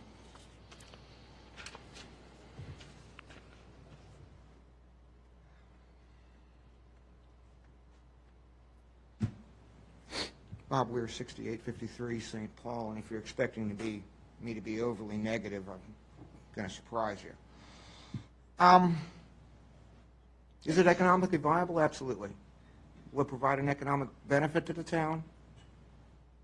Almost assuredly. Is it in the right location? Probably not. Could it be made to work? Probably. It does belong at the interchange. It doesn't belong across the street, but it is what it is. I mean, my principal concern here is rushing this as this council and previous councils have done in the past, because that never ends well. It's kind of curious that we're here tonight, seemingly, at least by their testimony, as a result of actions by Meladon and the new site owner. And quite frankly, I mean, this hotel concept is kind of a side effect of a poor planning process. And you can't say you weren't warned. I do have some traffic concerns. They're probably ones that could be alleviated. I'm concerned with the stacking on the turn lane. I'm concerned with the impact on Jefferson Street. As it transitions down to Old Carolina and the bridge, the county has some ideas on what they want to do.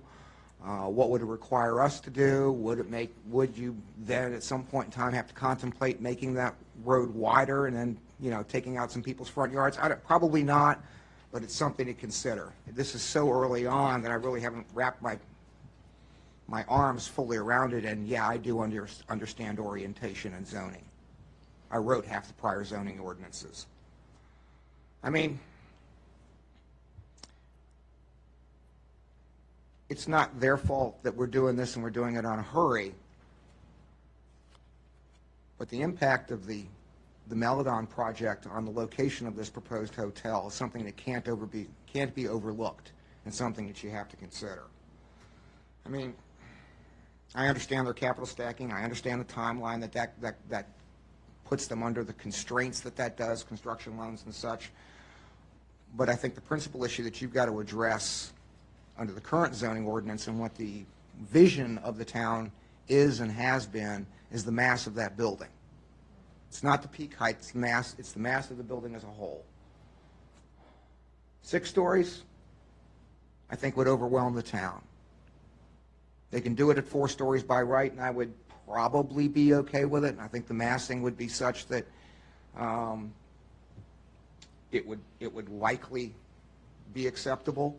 I would note that the Hilton Garden has a 4-story, 99-room hotel in Gallatin. So the project can be done at 4 stories. By knocking it down from 6 to 4, reducing your proposed rooms from 125 to 99, that knocks off the number of parking spots they would have to have, and they could potentially tweak the design to expand the bottom floor.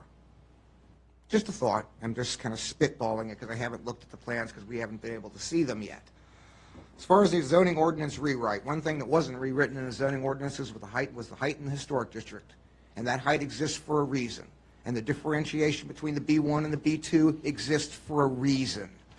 And the reason that it exists was because the residents of the town didn't want the center of the town to be overwhelmed by large buildings. That wasn't an accident. The rest of the zoning ordinance was an accident.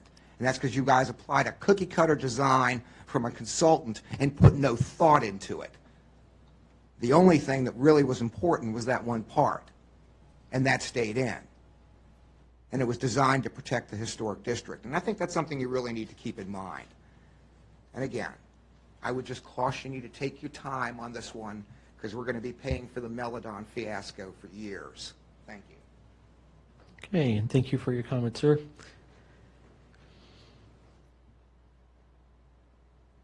Dottie Leonard, 14801 Washington Street, speaking only for herself. The citizens aren't here. If they were, you'd hear it. I can tell you that this is most likely a splendid idea because it has a conference center. And if I remember correctly, I mentioned a hotel first years ago. We need one. We need a conference center. I knew the hospital was there, and we were going to have people visiting patients, doctors coming in and out for conferences. There's a good chance that the town can benefit and our taxes can be cut. I can't wait till that street is widened so my poor van doesn't have to ride up on the curb every time I turn that corner. I think there are lots of benefits for us, but if we take away a whole floor and don't get the conference room, we've defeated our purpose. We have a hotel without a conference room. We do need the conference room, and I would suggest to all of you, put in a request. Make a little deal. 3 times a year you can use it. Haymarket Day for no cost. Can they do that?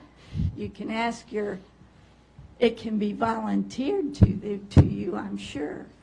3 times a year, the town could benefit from it. Haymarket Day, we need it.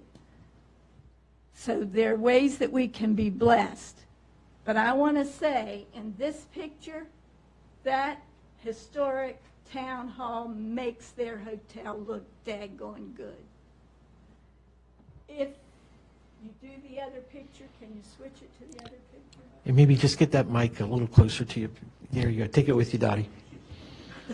I'm too shaky. That's right. That one. There's that one. What is this? The darkened, I think, as she's referring to. That ruins it. Nothing historic about that. So I know it's got to go through the ARB, and I'll be there. That's got to go. I like this.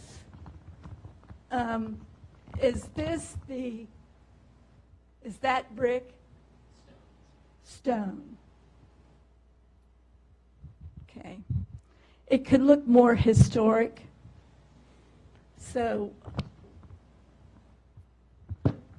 I just think it's a good idea. I like widening the street. I'm not as happy with the height. And let me remind everybody, I heard comments about the historic overlay, the historic downtown district. The whole town is historic. From one end to the other. We're only a half a square mile. And a certain person who spoke earlier should know. He tried to stop it and say it was only the center of town, but it didn't work. So the citizens weren't demanding that downtown 2 blocks be the historic section. He was. And it isn't going to happen. It's the whole town. It goes from one end to the other. And if that gets more historic looking, I trust you for that on the ARB. If you need a little help, they can provide you some help on there. I could live with the height. I don't like it. I would like it a little lower. But it's not uncommon. Remember, Haymarket was named after Haymarket, London, by Mr. Skinker. It says Haymarket on a certain building in town and on some documents that they were a part of doing, but no one came to this town to buy hay, ever, until about maybe 20 years ago when a few bales were tossed in our hardware store, which was this building. So this was no hay field, and there was no hay market named after hay. It was named after Haymarket, London, as was Bristol, Virginia, Tennessee, named after Bristol, England. They had hotels that tall right up and down their main street. It's not uncommon, and yeah, there were funeral homes too. And thank you, Dottie, for your comment there.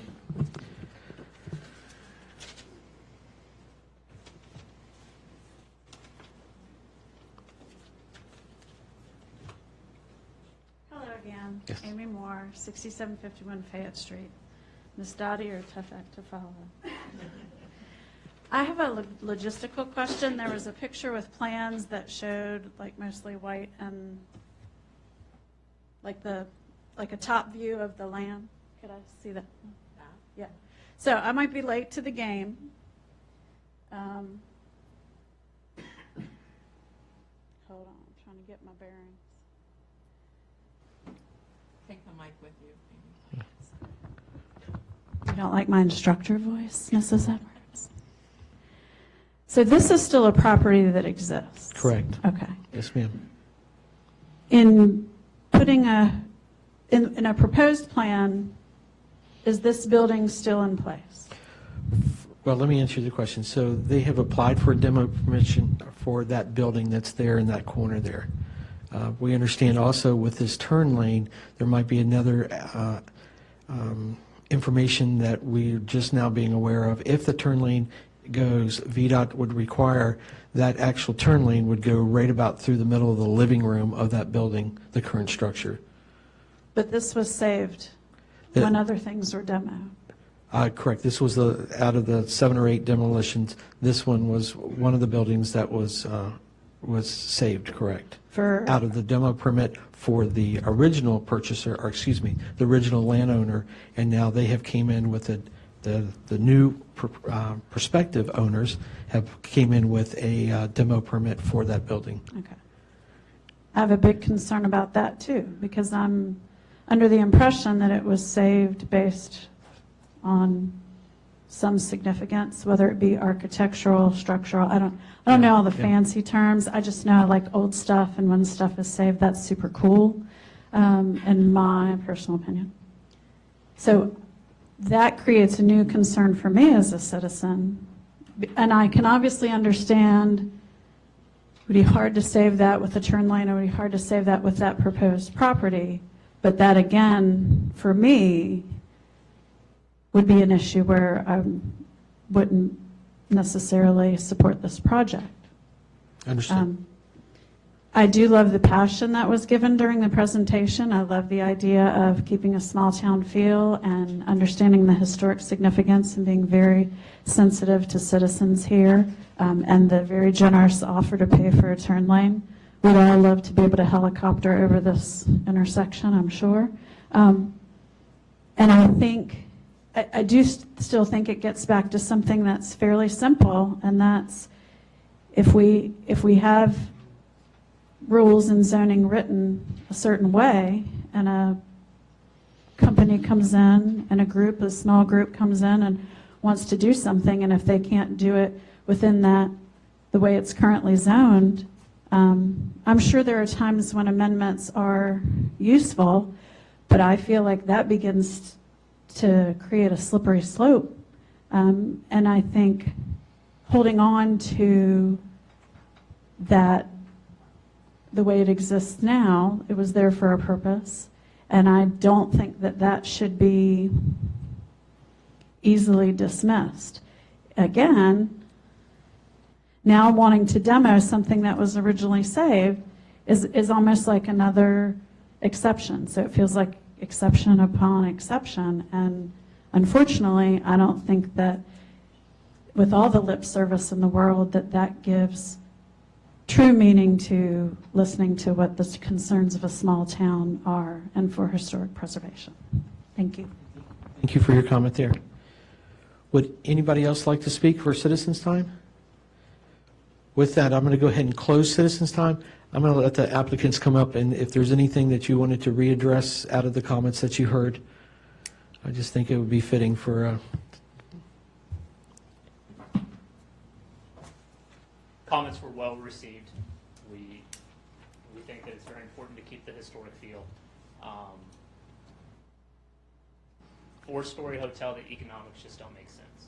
It doesn't make sense from the demand that is in the area and that the town needs, and honestly, the construction and cost of the land. There may be four-story Hilton Garden Inns that have not gone through the extensive cost of historical design.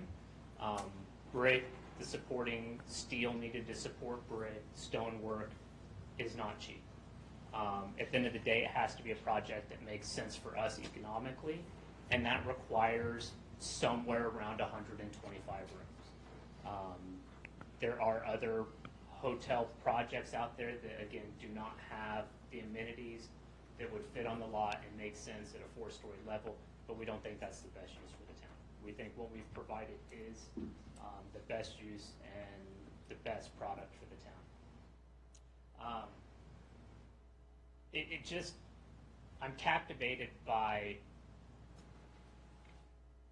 the continued discussion of keeping the restrictive guidelines in place, because this is the third meeting I've sat at, and every meeting we're talking about, y'all are talking about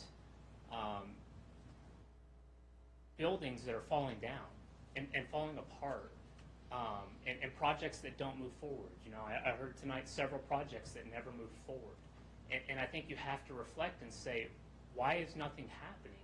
Why is Middleburg growing? Why is the Plains busy? Why is Leesburg, you know, hustling? You know, you're talking about areas that are in your backyard and are very busy, and you have buildings that are falling down. And we really hope to be a part of bringing education and bringing economic impact to Haymarket. But it has to make sense for us economically as well to do the project. So I'll leave that with y'all. Hopefully that resonates. I did send emails out to each and every council member to discuss the project. The offer still stands. If you have questions, we're available. Be happy to get my information out to the citizens as well. We're happy to field any questions. We're very transparent. We're not here to rush anything through, other than we're on a very short timeline on close on the land, and that's it. Once that clock expires, we have to make a multi-million-dollar decision on how to move forward, and the feedback from y'all is very important on that. All right. Any other questions from the dais here? Can I make? Yeah. Anybody No, over there? just one. I'm good. I would very much like, as someone who's worked very hard in this town for historic preservation, to see what you all can do to see if that last structure can be moved, if we can find someone to take it.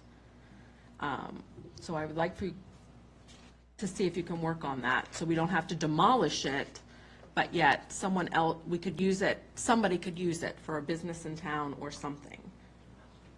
And let me dovetail on that. I think maybe it's important for the town, somehow or another, can we have a third party? We're not having their decision or somebody else's decision of an engineer's report. You know, is it viable to move? Well, You know, that was my right, question, to right. see if they can find Well, out well, if should it it- can be moved, right. and if so, if we can find someone to take it. Right. Is that something that the town would entertain, or would we want the? So Mayor, you're stating instead of having the applicant go ahead and do that engineering report to, per se, make sure it's not quote unquote maybe biased, you're saying, is it better off that the town gets their own report to see if it's feasible to move? Right. Is that what you're stating? Yeah, so is that ever something that's done, Martin? Because I know that you've dealt with a lot of things with Manassas and, yeah. Mike? Yeah, you can certainly obtain your own report to see whether that's viable.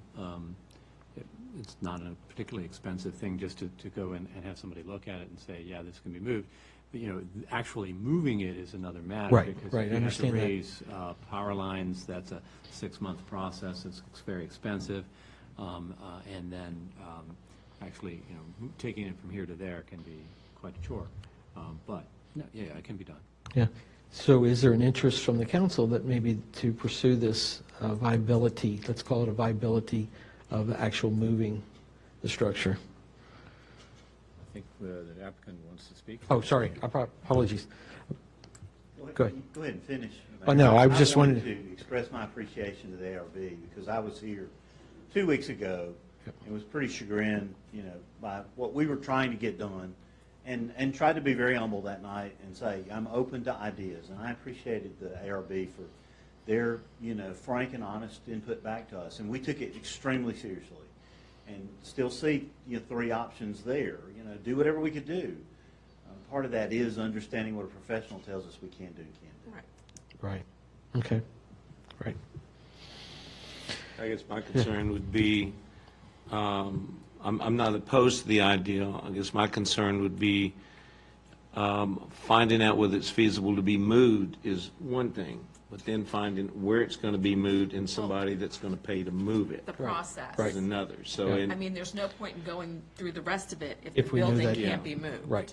And as we've seen, some of these buildings had a great success for the, yeah, I know we moved the one. the Hairover Cookies property. and Cream as an example. Right. I'm not opposed to it. Right. But then as we've seen it's some, not something that's really drawn out. right, and some of the structures have so much rot that there was no possibility of even erecting it off its foundation without it crumbling apart. So, yeah. Other thoughts? That's something that I would have to think about. Okay. All right. Mr. Day? I'm not quite sure on that. Again, if we can move it and save it to a different location, I'm all for that. But yeah, I'm a little on the fence on that one. Yeah, just looking at, Drags this out. primary, just if. I don't have if any there's a- objection to looking at it. Right, it's a study Right. that I'd be obviously the in town. favor of that. as a- Sure. I'm as not the- saying commit to that, Right. I'm saying But if it's something obviously put it that, out there on the table. that the council could do, that's an option that we would have. No, Mayor, if I may, I think it would be a great idea to get an independent assessment done by the town to ensure that there's no, and I don't think that the applicant would be biased on their report, but this way it allows us to ensure that it's an accurate report on the building. And I know that listening to the last ARB meeting, they were looking for some input from the town council. So Mhm. maybe this could be a directive from us saying, hey, look, we listened, we heard the meeting, and we'll get this report done and get it sent over to the ARB so that they can have a new report to look at that is not the same one that was presented at the first application. All right. So, correct me if I'm wrong, Emily, the first engineer's report that we spoke about many times that were done for the property, obviously, it's been a couple of years? It was approximately 1 year ago, this past June, I Okay. believe, or it could have been July, but about a year ago was the most recent one that was submitted with the demolition application. Right. So that was something that the applicant actually That was- produced? Yes. Mhm. Okay, all right. Okay.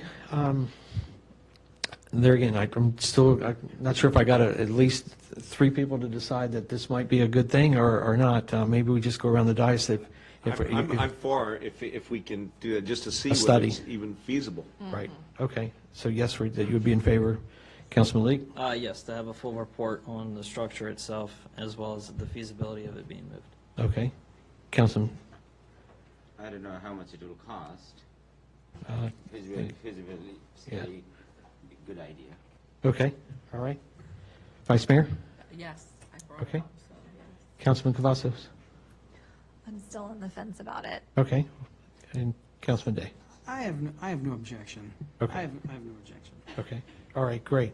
And to answer that question, depending on the building engineer that you utilize, it can be anywhere from roughly $1,500 to $2,500. Recently, on the more inexpensive side, but that's a rough ballpark depending on which firm you actually go out and hire. And it can obviously be lower than that if depending on it. Mr. Krim, that's what I was going to ask. Mr. Krim, does that sound about what you've seen? I can't contradict that. It Right. sounds reasonable to me. Right. Do you know, Mr. Krim, if there are historic, specialists for the, historic buildings, or what is it? Is it just Or is a it more of general a- engineer? Yeah, I mean, Well, I'd have to look into that. okay, Okay. thank All right. you. You know, With that, any other further closing comments or anything? Okay, any other further on this? We're going to take a short recess. Thank you. Yeah, I think we're long overdue. And also, that might also give us some wording that if the council was to entertain a motion for this idea or thought.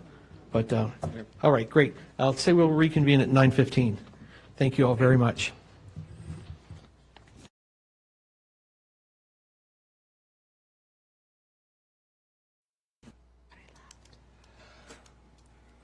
Okay, welcome back. All right, so our next item on our agenda is our consent agenda. That has our May 20th, 21st, June 3rd regular and joint public hearings. Also, we added our consent agenda to our department reports and the amendment for the funding source as outlined in our work session, and the Board of Zoning Appeals recommendation revision. So with that, I think it's as simple as a motion that would state, Mr. Grimm? The motion would be to approve the consent agenda. There you go. If I have a so moved? So moved. Okay, and a second? Second. By Vice Mayor? Vice Mayor. Okay. Discussion on the motion. So this is basically approving, as we know, I think this may be one of the first consents that we've done on this council. So with that, everybody realizes that we're voting to approve these items as they're presented in the packet and in the work session. I just want to make sure that Bond and Councilman Cavazos and Councilwoman Cavazos, Councilman Day, had the opportunity to make sure that they knew the two dates for the September and October meeting. Yes, Susan told me. Thank you. Perfect. Mr. Day, I'm not sure if we had transmitted that over to you, but also we obviously need to make sure that you're available for those days as well due to holidays. So September 9th would be the new date for our September meeting, and that is a week after the 2nd due to Labor Day, and then October 2nd as well. Any issues? No, but thank you very much. Appreciate that. Sorry, we got a little bug here. Okay. Literally a bug. It's like keep him in there. All right, any further discussion? Could I have a roll call vote, please? Shannon? Yes. Lee? Yes. Andy? Yes. Edwards? Yes. Cavazos? Yes. Day? Yes. All right, great. I think we've covered our citizens' time for this evening, so we'll go right on to our action items. We have our blight ordinance action item 14941 Washington Street and 6707 Jefferson Street. Maybe briefly, Ms. Emily, you could just say what we discussed at our work session, and since two members weren't here, and then our proposed action for this property. Yes, so what we discussed in the work session is that we started this blight ordinance action on these two properties about a year ago.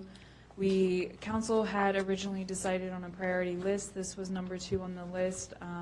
In October of last year, we sent letters as well as public notices to the paper. They were received. We sent certified letters and had receipts sent back.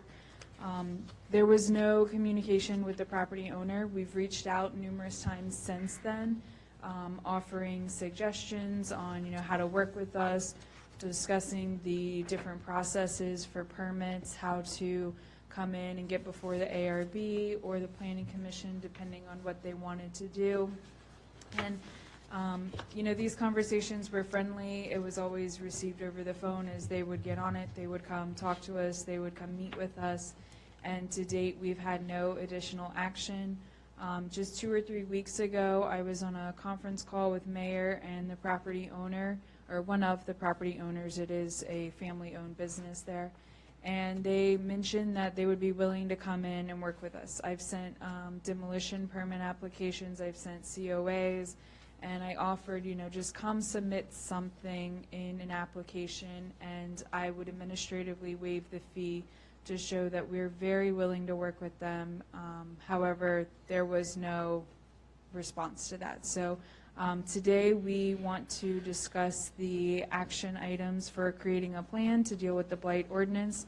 Again, it was sent out October of 2018, so we have given them full notice with no response. Okay. So what are our options? Well, So your options are to have direct staff to develop a plan for abating the blight, or pursuing enforcement mechanisms such as fining them or imposing a civil penalty under your ordinance for maintaining this blighted situation. Or if you had the maintenance code in place, you could make a maintenance code complaint, which would be handled by Prince William County's building official or maintenance code official. And of course, continuing to try to get voluntary compliance if that's possible. Another thing I would mention is that there may be funding available for facade improvements if that's something that's holding them back, if they just can't make a business plan work.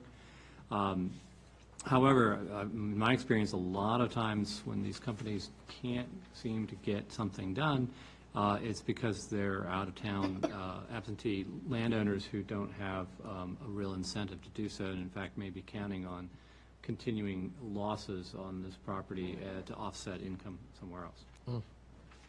Okay. Thoughts on that? Start to the right. It goes back to what we talked about earlier about bringing in the county. So that's, my feelings haven't changed. Right, okay. Councilman Lee? I would be on the same board, as our duty is to protect the safety and welfare of the town and residents, business owners, constituents, everybody.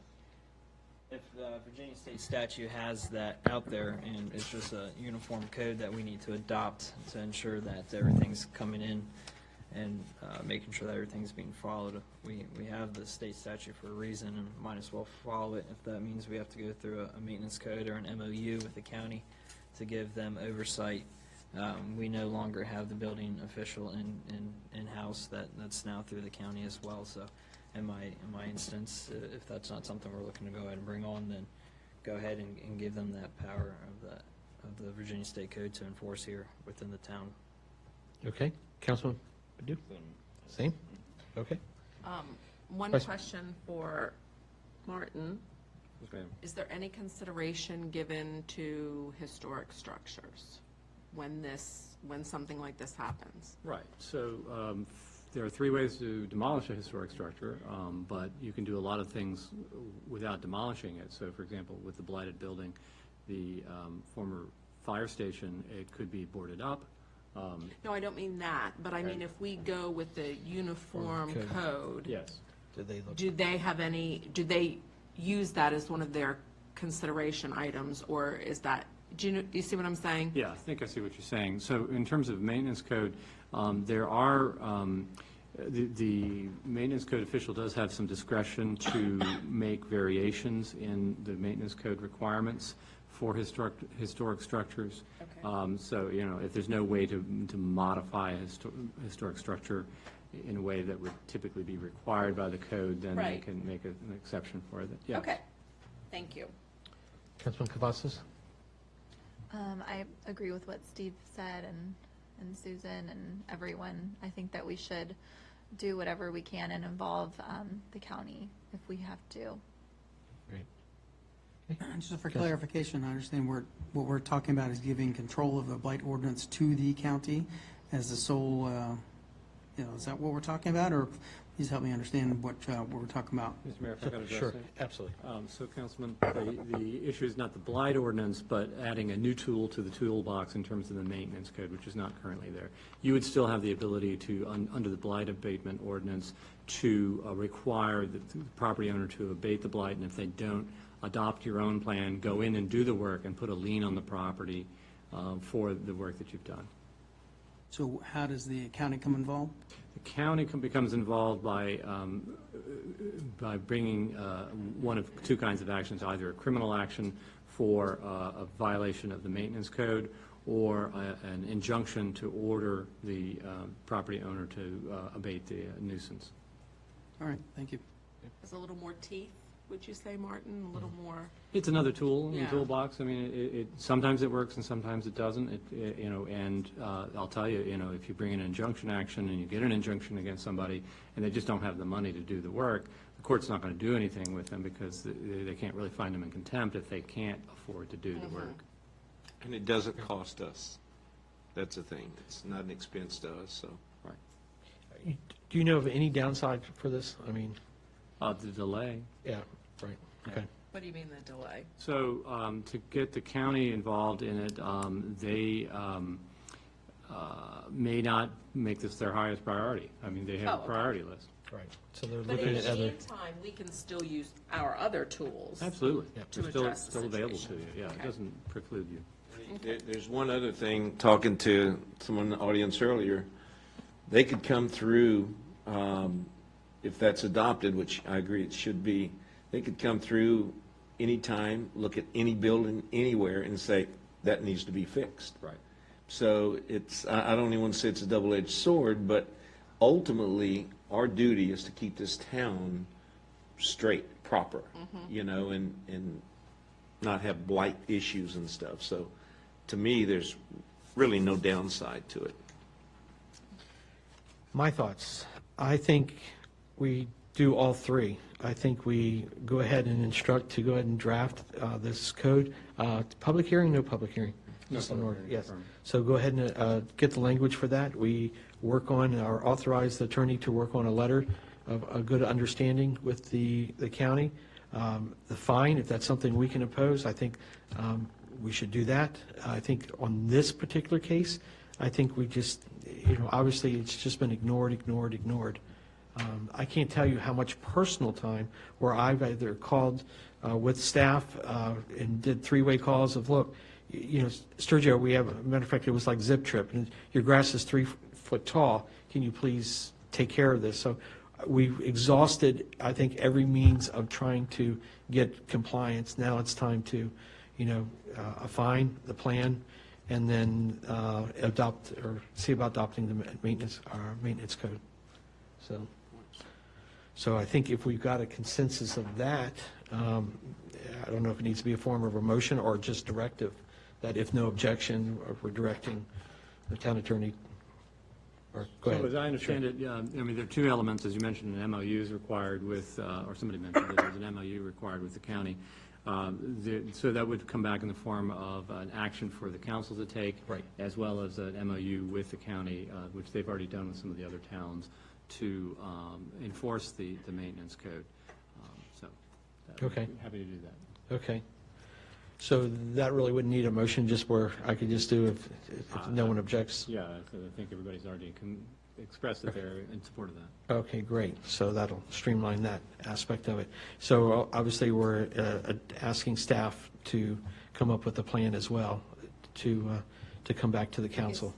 Is there anything that we can do in the meantime? I mean, this might take a little bit to get a Right. It does, and in the meantime, the mayor mentioned trying to impose a fine on the property owners. That's currently in your zoning, in your blight abatement ordinance. That would be something that we could pursue, imposing that fine. Could we find them as well as getting our landscape? They gave us an estimate to at least clean up the. Right, I need to look at your ordinance again in Okay. terms of what you can do in terms of tall grass. Typically, towns do have a tall grass ordinance. Yeah, we do have one, the vegetation and everything like that that's associated with this. Right. So is that something you want us to bring back for further council action? Or do you want the town staff to take whatever steps are currently available to address the We could just tall give grass? that as a. A directive, As a yeah. directive. To the staff. I don't know, everyone Wanna go else is, around? yeah, go ahead. Absolutely. Yeah. Councilman Lee? Are we then sending the bill to the property owner, and if he doesn't pay, then we're putting the lien on the property, or are we just gonna eat the 800 ourselves? Well, we have one proposal that we got just to help clean up just the vegetation aspect of this blight.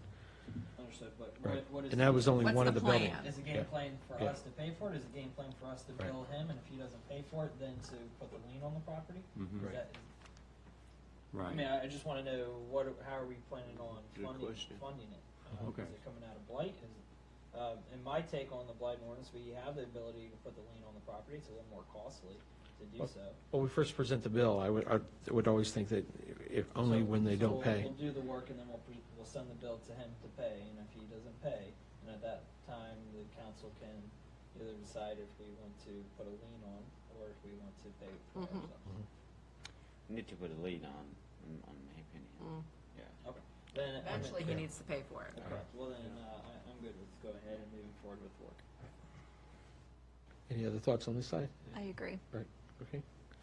And what about the fine? Is that something that we could actually take action tonight? So, let me scroll down. Just a clarification, we are not charging any penalty or anything, right? We're now looking at penalties, that he hasn't Right now, responded. he's looking to see if we can Yeah. find Had him. opportunities, the mayor and the staff have talked to him time and time again, and nothing. So- He's ignored it, so. Town Code Section 22-5, A5, says the town may impose and collect civil penalties not to exceed a total of $1,000 for violations of this section. And this section is describing situations where buildings, walls, or structures might endanger the public health or safety of the citizens. So that would seem to apply here, that you can impose fines of up to $1,000. Okay. There you go. I mean, Just I takes it. think he's just been so non-responsive, and this has been going on for years. That's my opinion.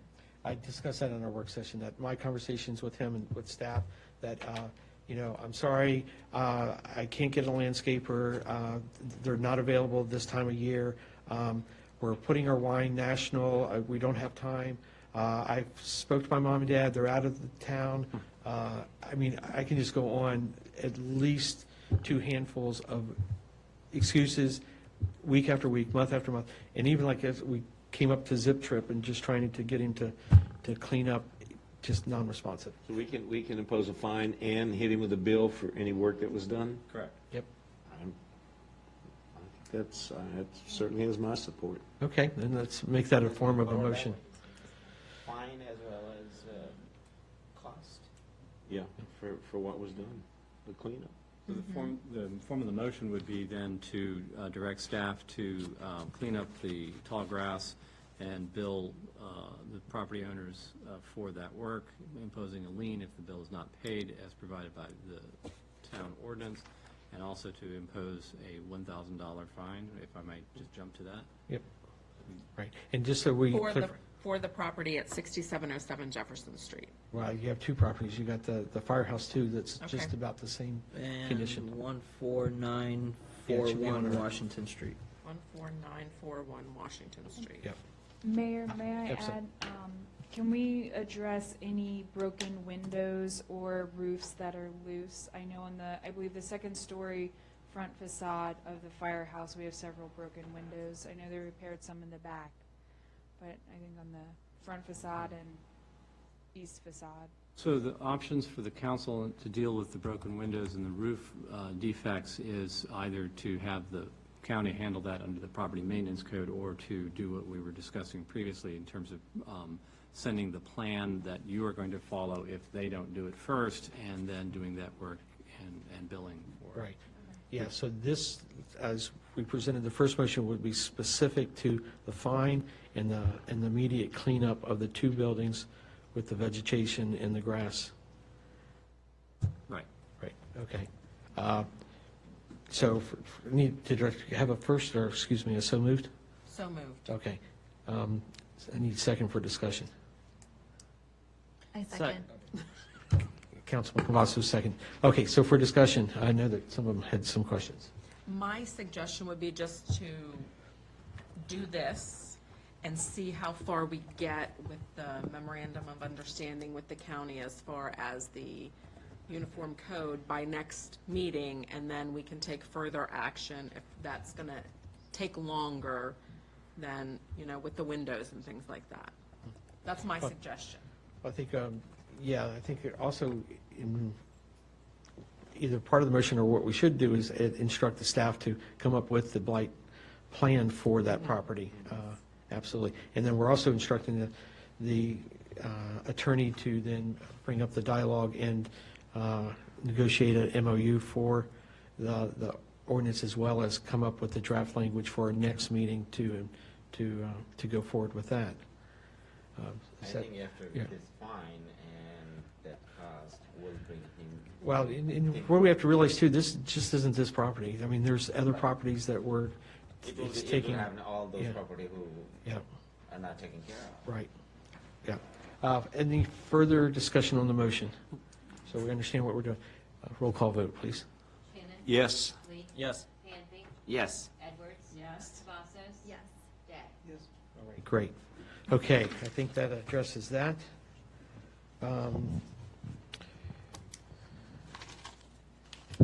Number 2, we have the public hearing authorization for revenue projection amendment.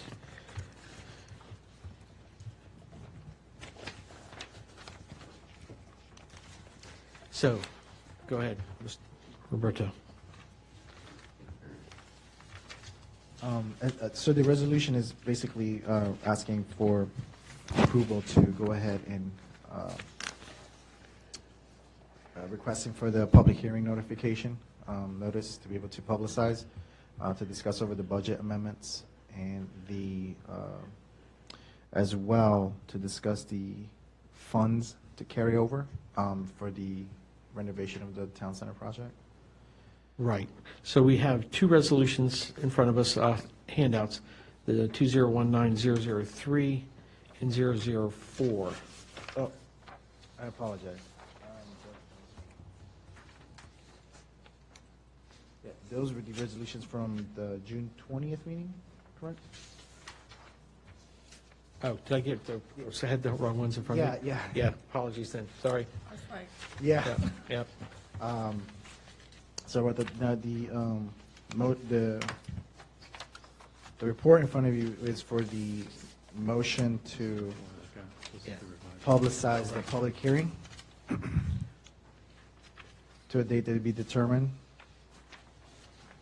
which will be concerning the increase in revenues of $45,000, the appropriation of the carryover funds for the renovation project to continue on this fiscal year, and the appropriation for the discussions on the deputy business manager position, which will cover the salary and benefits. Right. So there again, I think this is also a handout, so we have a proposed sample motion at the bottom of, Do we need to plug in a date there? Yes. yes.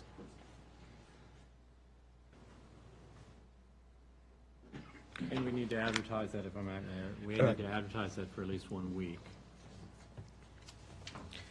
So if we could look at our calendars, and maybe can we do like a continuation of this meeting? That way it's not a special meeting. So if we could look at our calendars and see what date available for us for, so we need it, how many days, what's the soonest we can have the meeting? And 7 days? It's, 7 days advertisement, and then the advertisement appears in the newspaper, what day of the week? July 10th. July 10th. July 10th would be the earliest? Okay. Should we So- run? So the 10th would be when the advertisement appears? Okay, so you couldn't hear that and then before the 17th? Should we do it 2 weeks for transparency? Never hurt. Yeah, I mean, 17th is more than 2 weeks. Well, no, I mean, running 2 weeks on the newspaper Oh, side. okay. I'm is what sorry, saying. misunderstood what you said, what you meant. Yeah, you could certainly advertise it more than once. I mean, so when are we looking for it? anything after the 24th. I mean, that way you can run it for 2 weeks in the newspaper. Everyone has the time to look at it. Same thing with our budget. I mean, when we do our budget, we do so many work sessions and public hearings and looking at it. I mean, if we're talking about increasing the revenue and expenditure side, why not run it for the 2 weeks to ensure that we can say that we've been transparent and it gets out there? So we're talking about Wednesday, the 24th. That would work for me, because I come back the 23rd. Okay. Anything else We on have the? ARB that day. I was just about to say, there's Are nothing you else kidding? that day. 24th? The ARB is the 24th, and Planning Commission is the 25th. All right, what about the 29th, that Monday? Can I make a suggestion, Mayor? I mean, this Yeah. isn't going to take a lot of time. Right, Could this you should be do good. it before the ARB? We do it at meeting? 6 o'clock before, or meet at 6 before the ARB? And Does then that work? just get it taken care of. Okay. Good idea, There you Mr. go. Krim. There we go. So we're still back down to, at the 24th, say, 6 o'clock. This will be a continuation of this meeting. What if there's other things that come up, Mr. Krim? Is there anything that could be added other than just this? How does that work? That's correct. A continuation meeting means that it is this meeting continued, and since that's a regular meeting, then any matters can be added at the agenda, to the agenda at the dais at that meeting. Okay. I just know that there's other things that are coming through. But you have to Right. remember that we only have a finite amount of time. Right, Because yes, there's right. another meeting after us. Absolutely, 6 o'clock. But right. this is a special hearing, right? It is a continuation meeting, so it is not a special meeting. No. Not a special. A public hearing, that's what I was trying to come It up with. it is, in fact, a public hearing. Okay. Sorry, couldn't Yep. get the words. We would just have to keep it no We'll keep it later in. than 7 PM because Right. Start ARB, the we don't meeting. want to hold in. Okay. All right. With that understanding, can we just do it as directed? Yeah, that's how we've done continuation meetings before. If there's no objection, then Right. council seems to have consensus. Yep. No need to vote. Does that work for Okay. you, Bon? And Bob? Great. Okay.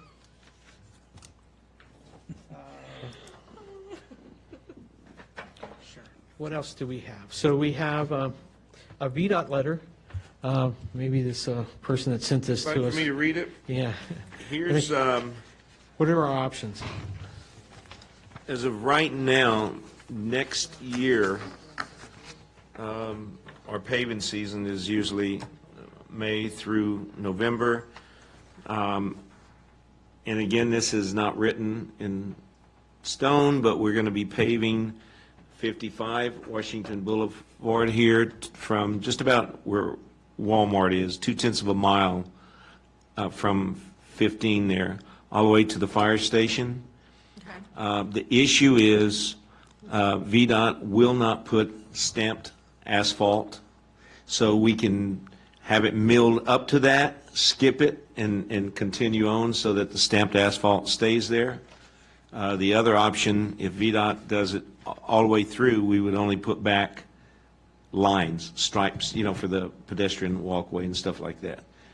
So I just need to know kind of what I figured we would look at paving up to the stamped asphalt, stop, go over the stamped asphalt and keep it there. But it's whatever we're directed, I can make either happen. So we understand when looking at this project where we're already trying to do some stamping and the painting right now, we found out that ideally, in order for us just to do our crosswalks correctly, the ones that are missing the stamp, we need to mill it, and then we need to do it within 6 months of the stamp impression. Obviously, we can paint them at any time and get that part going. Here's my thought or concern is right here at the intersection.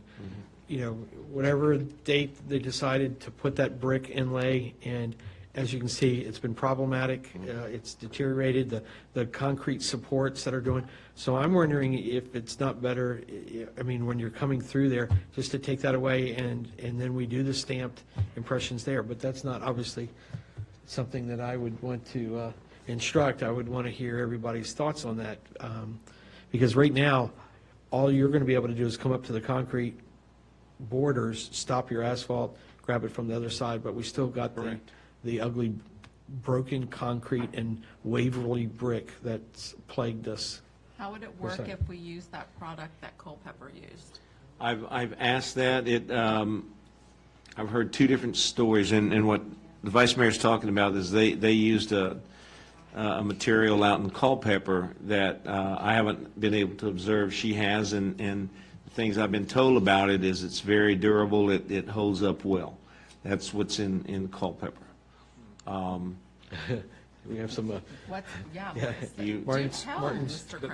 Well, I don't know that I would agree that it holds up well. It doesn't look very good right now. Is that right? It's been Okay. on the ground a number of years. I don't know exactly. No, this is This just is brand brand new. new. This Brand is new. something they Oh, just. the new stuff. I'm sorry, misunderstood you. Yeah, I talked Yeah, it's an to epoxy. my counterpart, one below my counterpart, that said that they love it out there. It's working where it's durable, but it's new. So how durable is it for, it's been there, what, 5-6 months or whatever? Pardon? I did go through the winter, went through 4 seasons. I know Okay. that. Yeah. So, I don't know if that's an option or not.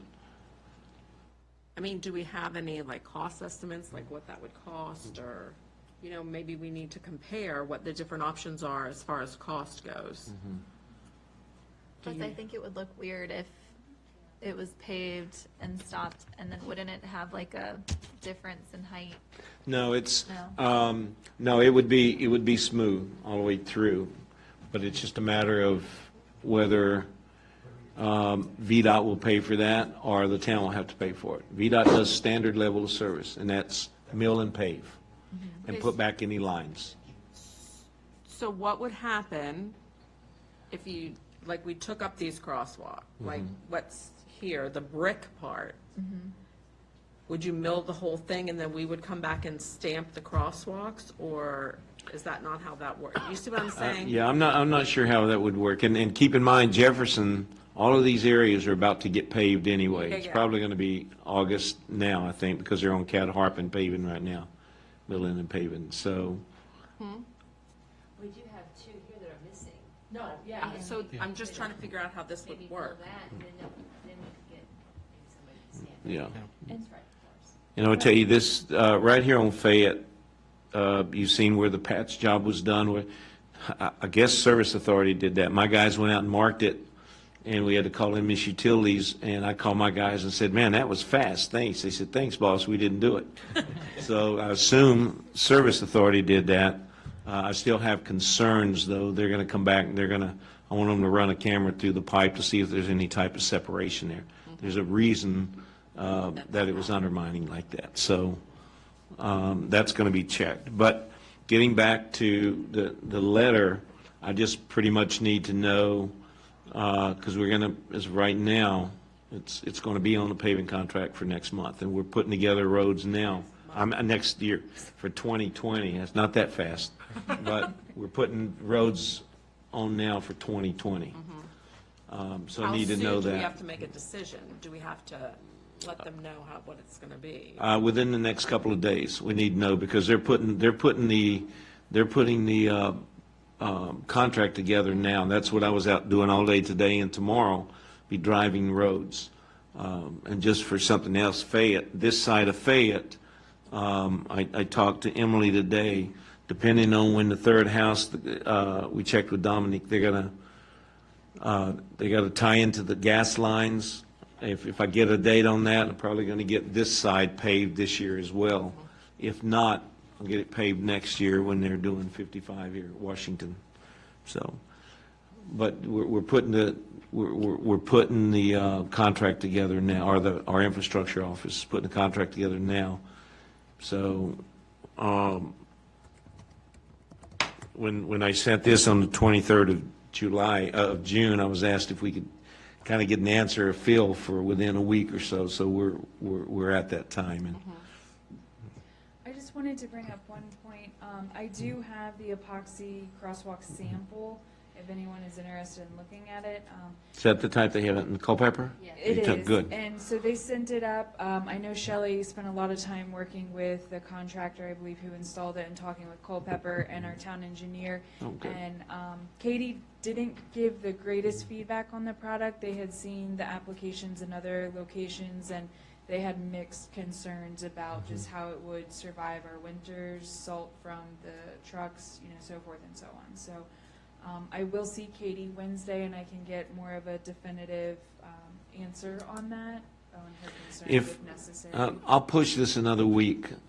Mayor, if you let me know, if I know in a week what we want to do, when I meet with our infrastructure office tomorrow, I'll tell them we need another week before we can really make a decision on what we want to do there. Place this on our continuation. So, There you go. But that's not a week. okay. Well, no, but I mean, he needs a week or so, and then, Yeah, I just need to know, as I said, we're putting the contract together. in the contract, it'll be a small difference, but we need to tell them whether they're going to mill and pave all the way, and they're going to come back, they're going to stripe the crosswalks, or whether the town's going to do the stamped asphalt or concrete or whatever you're going to do, whatever we're going to do. So they would just pave it and then not paint We the would. crosswalks if we Yeah, they ask would. them to, if we ask them not to?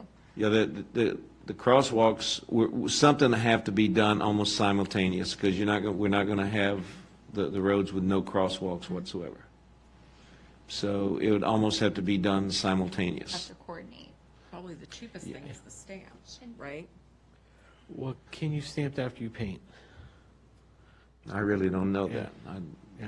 I'd have to ask that. Do you know they said if they do paint, the one contractor I was speaking with, he did say that when they do paint over it, you're gonna lose a little bit of that definition. So I don't know if we wanna just mill over it and stamp it again, that's just a thought. That's what I was How thinking. long do you have to stamp after paving? 6 months? Yeah. It's an option. But what Steve is saying is that you don't want to go that long without having the crosswalks there, and if they're already like painted or. Well, the paint, I mean, you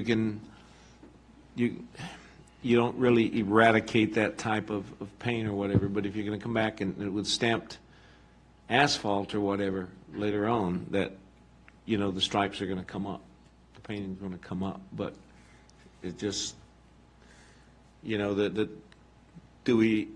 like the look, I like the color and stuff like that, it really makes a difference, but we just have to, make a decision whether we want to do it.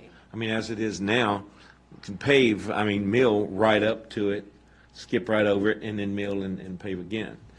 And then, any issues we have with, the town's responsible for that anyway, for the above and beyond what we do. So, it's something you can take care of even after the fact. Mayor, is it possible to have another continuation meeting before the continuation meeting on the 25th? It's always possible. Or we could just do 1 week on the, Yeah. Technically, no, we don't have to do the 2 weeks, so. Yeah. If we need to have it sooner for different purposes. If Councilman Shannon needs to get a response back to VDOT within a week. I do within a week and I may be able to push that 10 days or so, but we're driving roads now for 2020. Right. And that's why, and I finish my roads in Prince William tomorrow.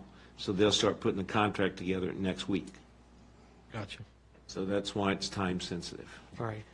So we'll look at our calendars again. I would rather put those meetings together than have like multiple throughout the month. So then we would have to be minimum to meet our deadline with the newspaper, earliest would be the 17th. That's right. Yeah. So. But that's still 2 weeks, 2 days to Steve.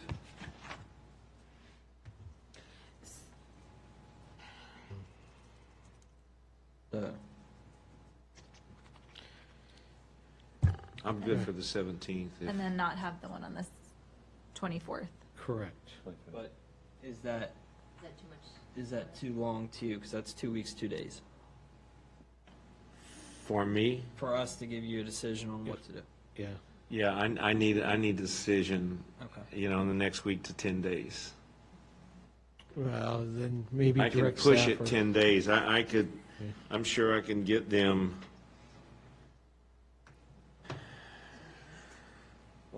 Maybe we should just have them pave up to the side, up to the crosswalk like he said, because even, if we decide to do stamping, if we decide to do the epoxy or anything else, we'll just have to do it or take out the brick and then we'll just be I think responsible the for only doing brick that is on our on own. this crosswalk here. It's this It whole is. intersection here has brick. Oh, the whole intersection Yes, is, yes. oh, yeah. The whole It hasn't intersection. held up well. And that's the reason why I'm. No, I will tell you, I am absolutely, from my experience with VDOT, I am not, we did this in Middleburg.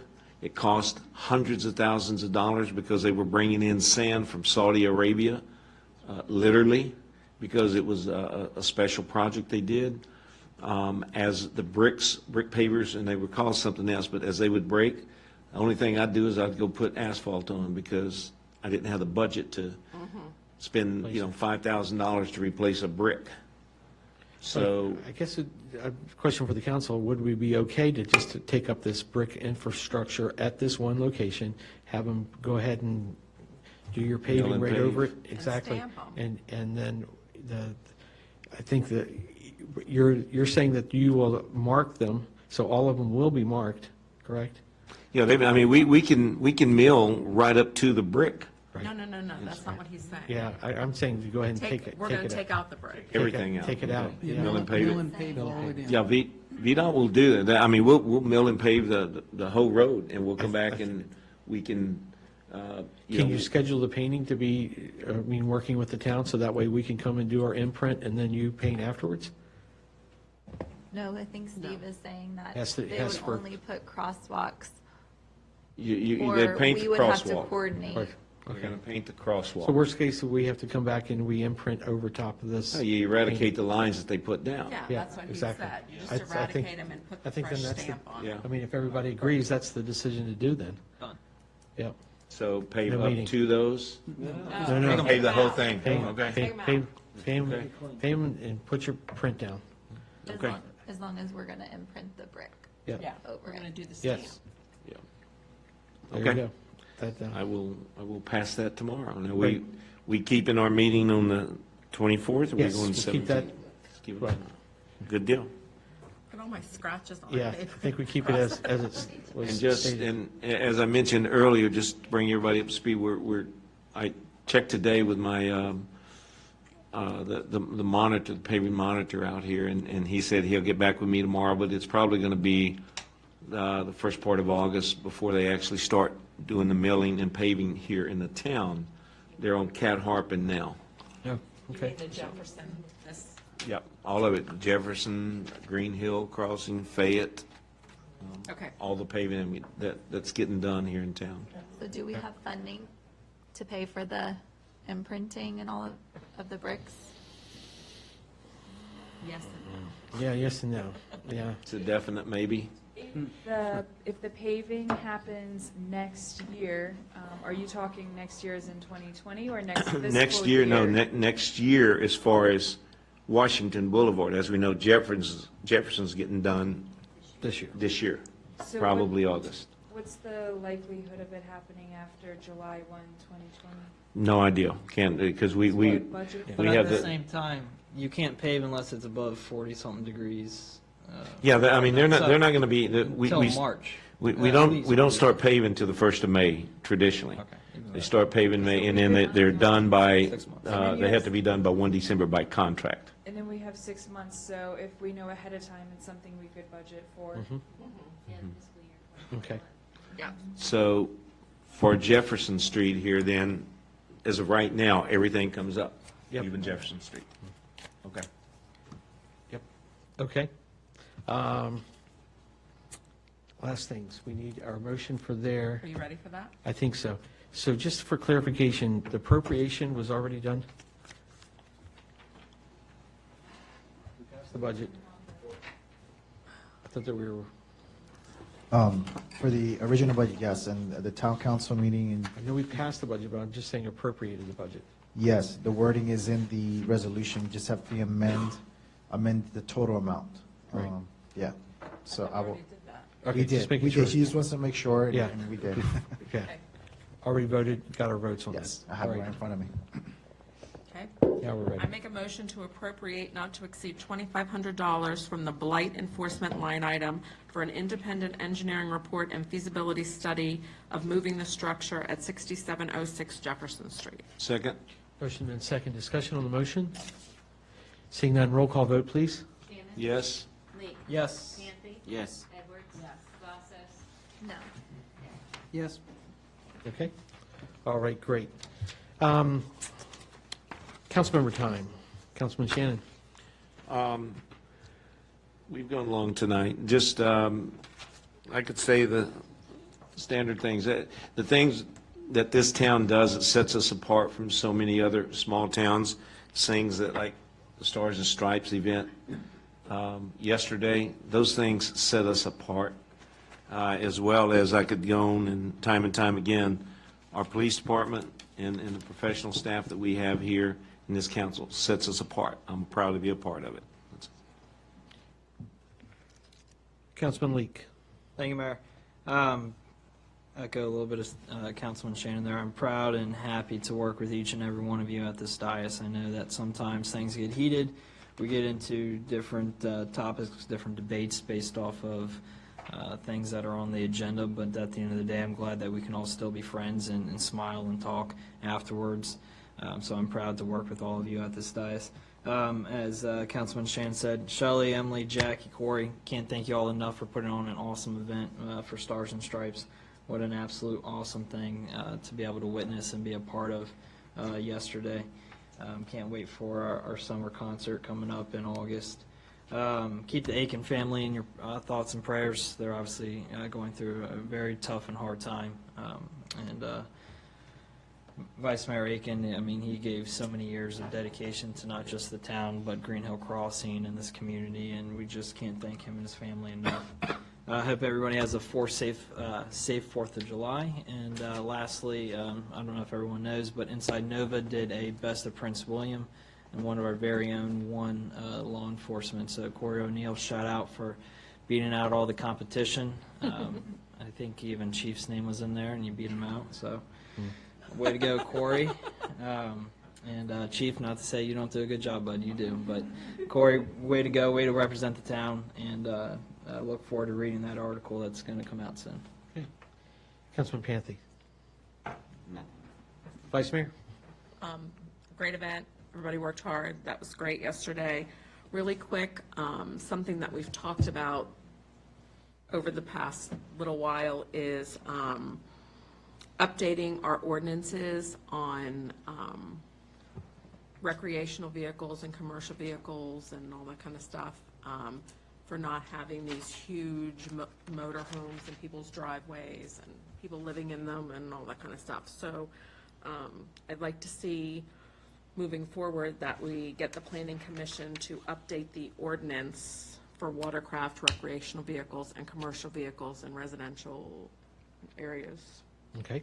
It's something I guess we could just pass along to the Planning Commission? Or just have staff bring you an ordinance, because if it's not part of the zoning ordinance, it doesn't need to go to the Planning Commission. So it could just be something that's, are we talking about public property or private property? Private property. Oh, private, then it needs to go to the Planning Commission. It's private property. Okay. So maybe with no objection, we will direct staff to send that over to the Planning Commission. Well, you do need a resolution of, to refer it. We can. Or you could do it informally, but, and No, then. but we can in do it piece. as a continuation Yep, meeting. It's there we fine. go. Okay. Another thing for continuation. Okay. Yeah. That's why we continue. It's quick. Yeah. Yeah, that's very simple. No closed session. Okay. Yep. I have no comment. Okay. Councilman Day? Yes, I just want to say that, you know, I truly believe in that, you know, everyone here, the town council and the mayor, have the town of Haymarket's best interest at heart. I believe everyone here works hard to improve and do what's best for Haymarket, whether we agree or disagree. I don't like the comments that somebody is, you know, considered, you know, questionable because of their profession, whether they be a real estate agent or whatever they may. I don't think that's appropriate. Everyone, you know, chooses their profession, and I think everybody up here is doing their very best. And you know, I don't. I just want to say that everyone up here is doing their best to, you know, to improve the town of Haymarket. Great. Appreciate that. My update, I was tasked to see about getting this building in shape, and we've been running as fast as we can.